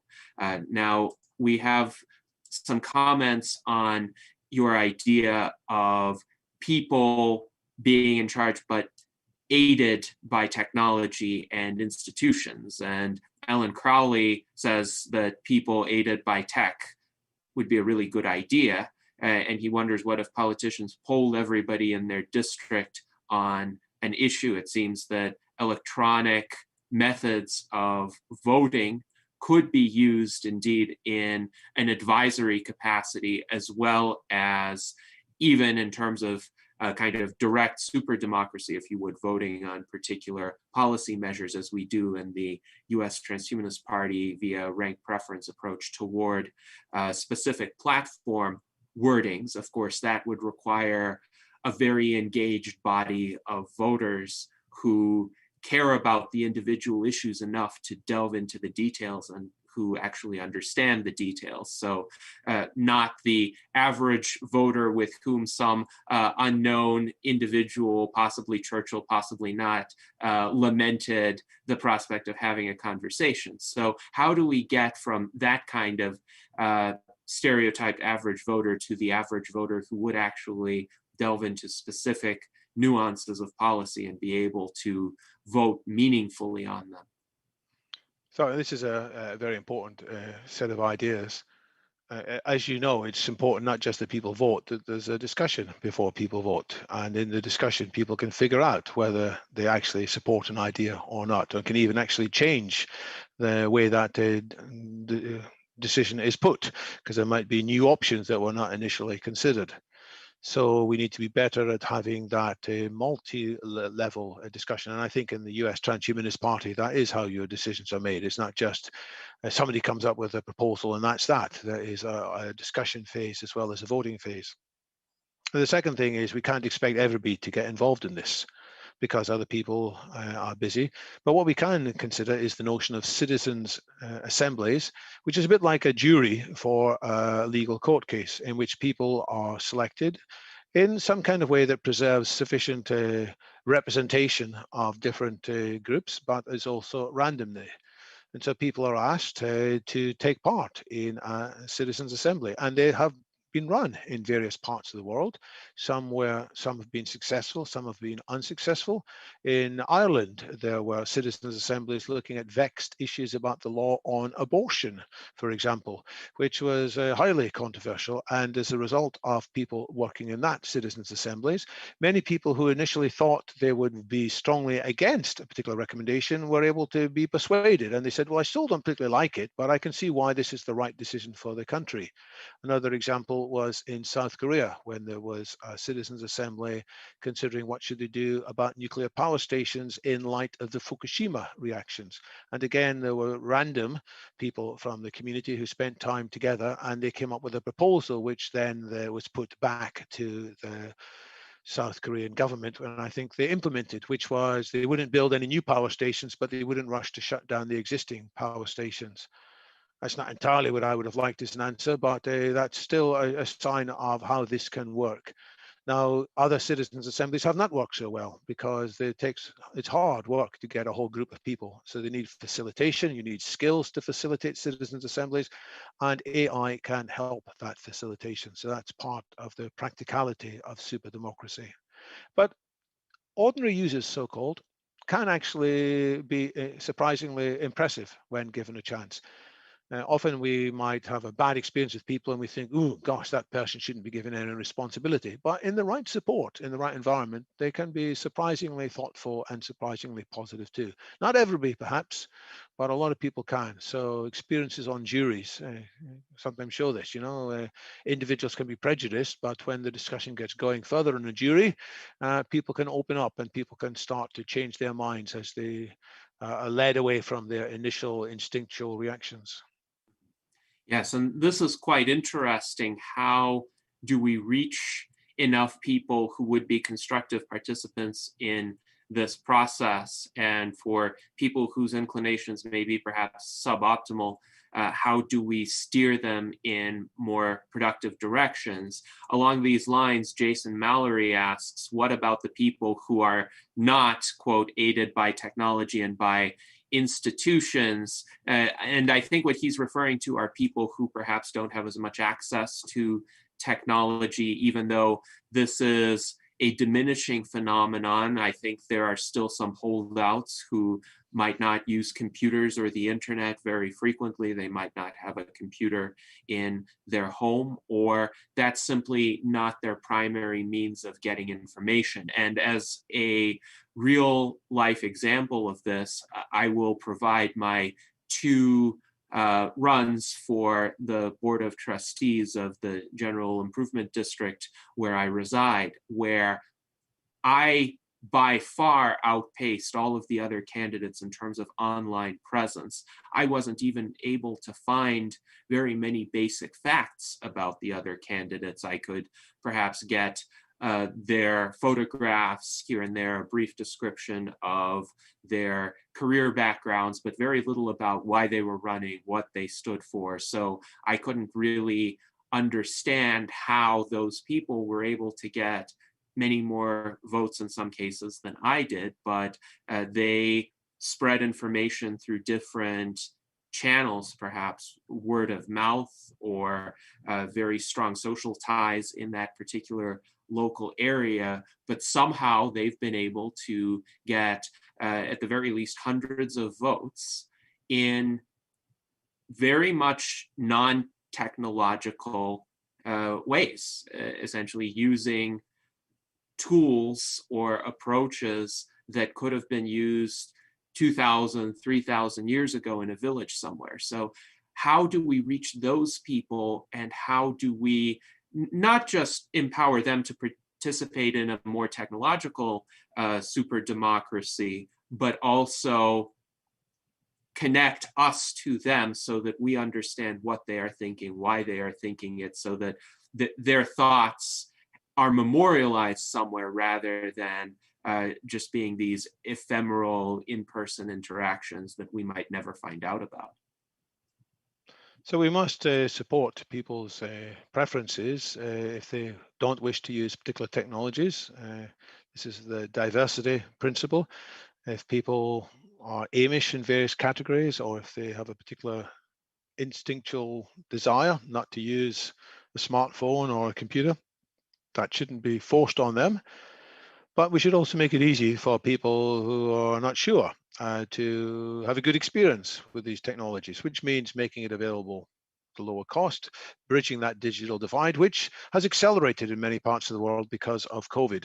And many processes which previously were done offline were done by phone, and nowadays being done increasingly online by people who previously would have been quite skeptical about these things. So lots of grandparents are getting involved in Zoom meetings. They're booking their golf slots online in a way that they wouldn't have thought about before. But you're right, we must also listen to people rather than just impose our view on them. So we must find ways to engage with them. And part of that is having an interesting narrative. Part of that is telling some interesting stories. One reason my book is so long is I do allow myself to tell lots of stories in there. And the hope is that people will be drawn in, and then what? They want to find out more. They say, oh, I didn't know about this. It's maybe making me change my mind. I mean, I always thought that nuclear power was a terrible thing, but maybe it's actually, there's more to it. And then what do they want to do? They will want to engage. They'll want to find out. That we must inspire their curiosity, and then make it easy for them, if they wish at that stage, to experiment with online information sources to complement what they would have done traditionally. And it'll take a while. In one chapter in my book, I look at the criticisms that people made in the early days of computers and the internet, when various intelligent skeptics poured scorn on the idea that any significant amount of commerce would take place online, or that any significant political information would be shared online. And they sort of had good arguments as to why this was very difficult and wouldn't happen. But over time, as we now know, huge amounts of commerce and huge amounts of political discussion does take place online. So I think it's going to be the same as we have better AI guides to help us in these interactions. It's going to be slow, and then fast, provided we design them in ways that people of all sorts, of all psychological dispositions, will find engaging and helpful rather than an annoyance. Mm-hmm. Yes, indeed. Having these kinds of interactive virtual assistants that actually provide information relevant to each individual in a highly tailored way could help a lot of people overcome their reluctance, provided that they can trust these virtual assistants, provided that they are assured that these AIs work for them, they don't work for some external entity that might be harvesting their data. Now, Jason Geringer asks, quote, I wonder if there should be penalties for lying, even if it's not knowingly lying. It's pretty hard to prove the knowingly part when the damage can be the same. So what do you think about that in terms of politicians or even prominent media figures misleading the public? Do you think there are penalties already built in to various political and social systems, for instance, being disgraced if one spreads an egregious lie, or do you think those penalties are insufficient, that something else is necessary? So this is a controversial point, and I'm not sure what I actually believe on this, but I think it's worth discussing. We already do have similar principles about advertising. There are things that you're not allowed to claim in an advert unless you have a good evidence to back it up. You can't inadvertently imply that you are associated with a various brand by using their brand elements, if that's not the case. And even if you're ignorant about it, in other words, you honestly thought that you were innocent, if you are irresponsible, if you didn't do enough checks, you can still be in danger. And of course, there are rules about what you can say in a company's financial reports, or what information can be shared to potential investors. So this has to be done in a particular, honest, objective way. And if people give misleading information in financial statements, they can be held to account. So these rules are already present, but we tend not to apply them to politicians. We tend to say, ooh, we need a free speech for politicians. Well, I think, of course, free speech is very important, but there are some politicians who have lied, and unfortunately, too often people say, well, he's lying, but he's lying on our side, so I like him lying. You know, this is what many people say about some of the leaders in some of our countries today, and that's it's a great shame. But I think we can probably move forward in a step-by-step process, and there are certain things that we should strongly penalize people for. And there are already rules about political parties. I mean, I still maintain the UK, Transhumanist UK, as a political party, and there are various rules I have to follow every year when I submit financial reports for the year. It's a very minimal financial report, but it still needs to be there. And if I got it wrong, I might be fined. And if there are rules for that, there should certainly be rules for what the bigger political parties do. So let's go step by step, and let's enforce. Let's raise the importance of honesty and integrity again, and character. It used to be said that character was important, and now people are giving character, they don't mind. Well, I think we've got to bring that back, because unless we do put character higher, then we're going to end up with tribalism again. Character is something that should transcend tribalism. Yes, there used to be much stronger social norms about the character of public figures, and as you mentioned, those have fallen by the wayside. Sometimes informal norms can be even more effective than formal rules at enforcing a particular set of expectations, provided that the norms are robust and they're sensible, and they also evolve to adapt to genuinely needed changes. Now, I would like to ask one final question from the YouTube chat before we go to concluding questions from our panel.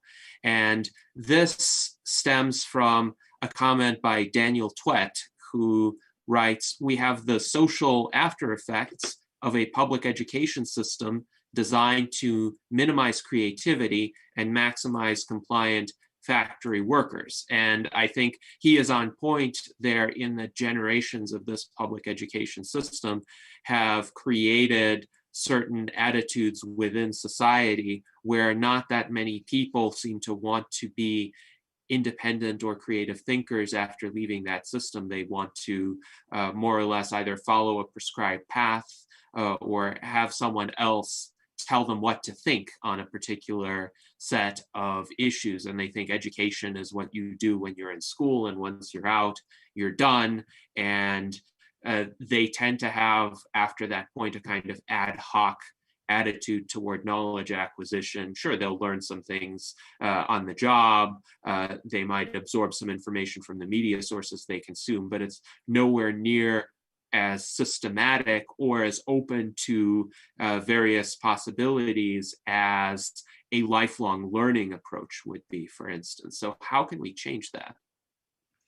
So transforming education is a big thing that I skipped entirely in my presentation. I had a small slide which I talk about 6 areas of education, which made sense in the past but don't make sense today. And Daniel has picked up very eloquently, and your comments as well, Gennady, have amplified many of these points. And we have to highlight new educational possibilities, not just for people at school, but at all ages of their life. It's not just about learning one career and learning how to fit in to an existing machinery that's well understood and which might evolve, but evolve in a predictable and linear way. We have to encourage people to be ready for much more radical transformations, including a world in which, by default, most people aren't working for a living. So there's a section in my book on 21 principles of a new syllabus, and it's possible I might turn that chapter into a book, but it's more likely I should turn it into an educational online resource, which is probably more practical than just talking about it from a theoretical point of view. So transforming education is a key task of transhumanists, and we'll start by providing, as was suggested earlier, links that make sense to different demographics or different communities, that help them to appreciate some of the points that we would want them to bear in mind.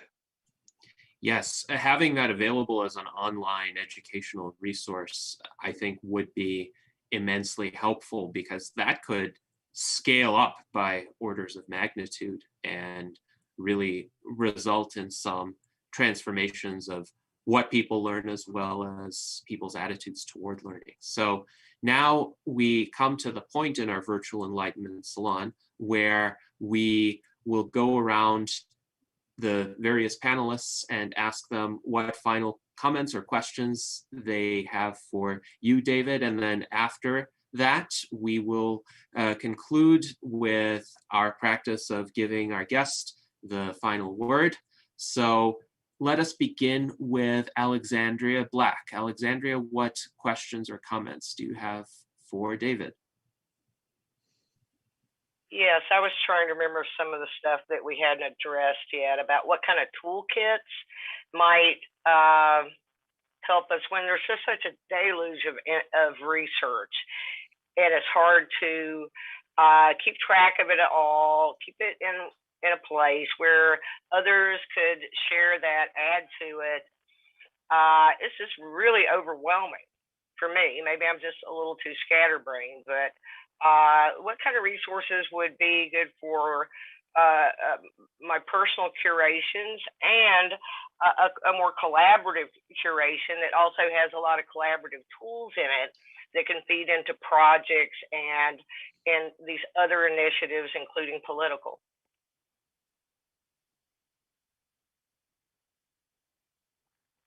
Y'all hear me?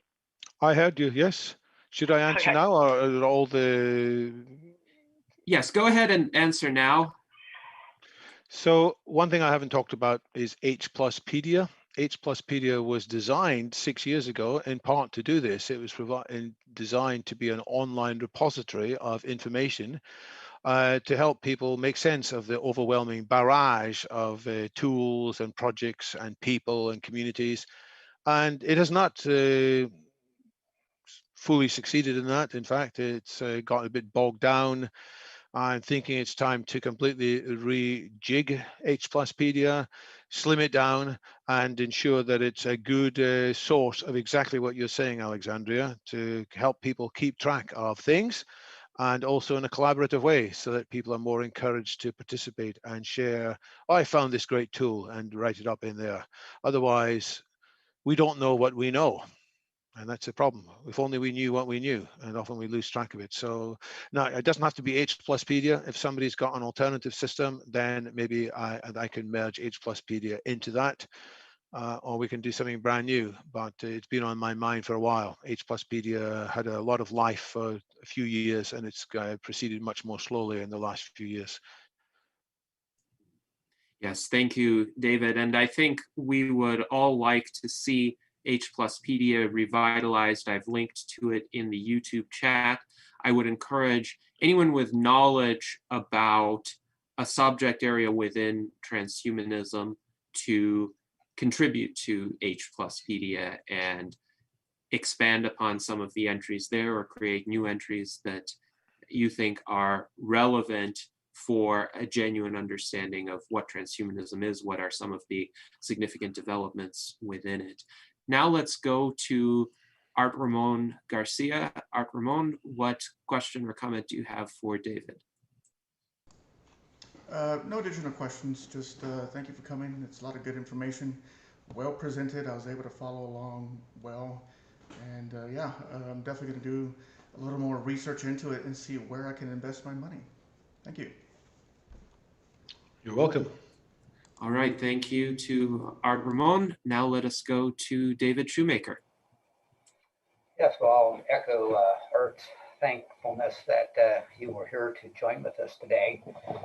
You've given me a couple of hopes, and the first hope is I hope there are quantity discounts for your book when it becomes available, because I see that this could be a good book to gift to others. I was gifted Steven Pinker's book, Enlightenment Now, some years ago, and that fundamentally changed the way I looked at a lot of things. And the way that you are laying out information for transhumanism, this might be a good book to pass on to people that could do the same sort of thing. So thank you for the hope that that inspired today, David. Well, I'm I'm flattered by your comments, and I do wish that this book is spread more widely. It is a big book, and it's printed on demand by Amazon when people order it, so it's expensive as a physical copy. It's much cheaper as an ebook, and I don't mind in various cases providing an ebook for private personal use without any charge at all. I'm quite happy to do that within friends in the transhumanist community. The only problem about being so big is it's not an easy book to carry around, but I do envision at least some people will carry it around. And one of my previous books, Abolition of Aging, I've come across several people who have highlighted things in almost every page in that book. They found it useful. So I hope in some stage to find people who have highlighted things in almost every page of Vital Foresight. Yes, understand. By the way, Enlightenment Now is not a small book either, but it's one that grabs a hold of you, and I suspect that your book will as well. So I wish you much success. Great, and I really enjoyed Enlightenment Now, despite disagreeing with a couple of issues with it, but I learned a great deal from it, and I didn't know how big it was in a sense because I had the audio version of it. Yes, indeed. And of course, I would highly recommend the work of Steven Pinker as well. He is one of the individuals who is trying to reinvigorate the spirit and the values of the Age of Enlightenment. And I am of the view that transhumanism is the logical continuation and extrapolation of those Enlightenment era ideas. So now let us go to Jason Geringer. Oh yeah, I love your slides. It was awesome, easier to follow along while you're going, and you'd probably make an awesome teacher. I like how you are interested in the education, and if you make some sort of lesson plan out of it, I'm wondering where can we find you? Where would we go to look for something like that to keep up on your work? And also I was wondering if you had any intention of maybe making videos, a documentary or something of that nature. You can find me online on Twitter at DW2, that's 2 as a digit, so DW2. I blog at dw2blog.com occasionally. I have made videos in the past, but I think my video making skills are not great. I've had people offer some constructive criticism of my videos. Maybe I think I should attend a video making course so I can do them better. But I buy into the fact that We talked about in the past the 3 R's. You know, everybody needs reading, writing, and arithmetic. Well, in the present day, we need blogging, tweeting, and video. And I need to maybe give myself the permission to go on a video making skill course, or even better, partner with somebody to create Yeah, I'm videos sure of there's a this lot material. of people that would love to help you. You know, they got the video making skills, but not the ideas you got. So, Great idea. Ooh, why don't you talk to the people over at Rebel Wisdom? I think they would, and I think they're in London, right? I'll check out Rebel Wisdom, and I need to refresh my memory about them. So I'm adding that to my list of things to do tomorrow. All Thanks. right. Well, thank you to all of our officers for your questions and comments. And now, David, how would you like to conclude this conversation? Summing up the discussion, what kinds of ideas occur to you, or is there anything that you would like to say that hasn't been said yet that you think would be important?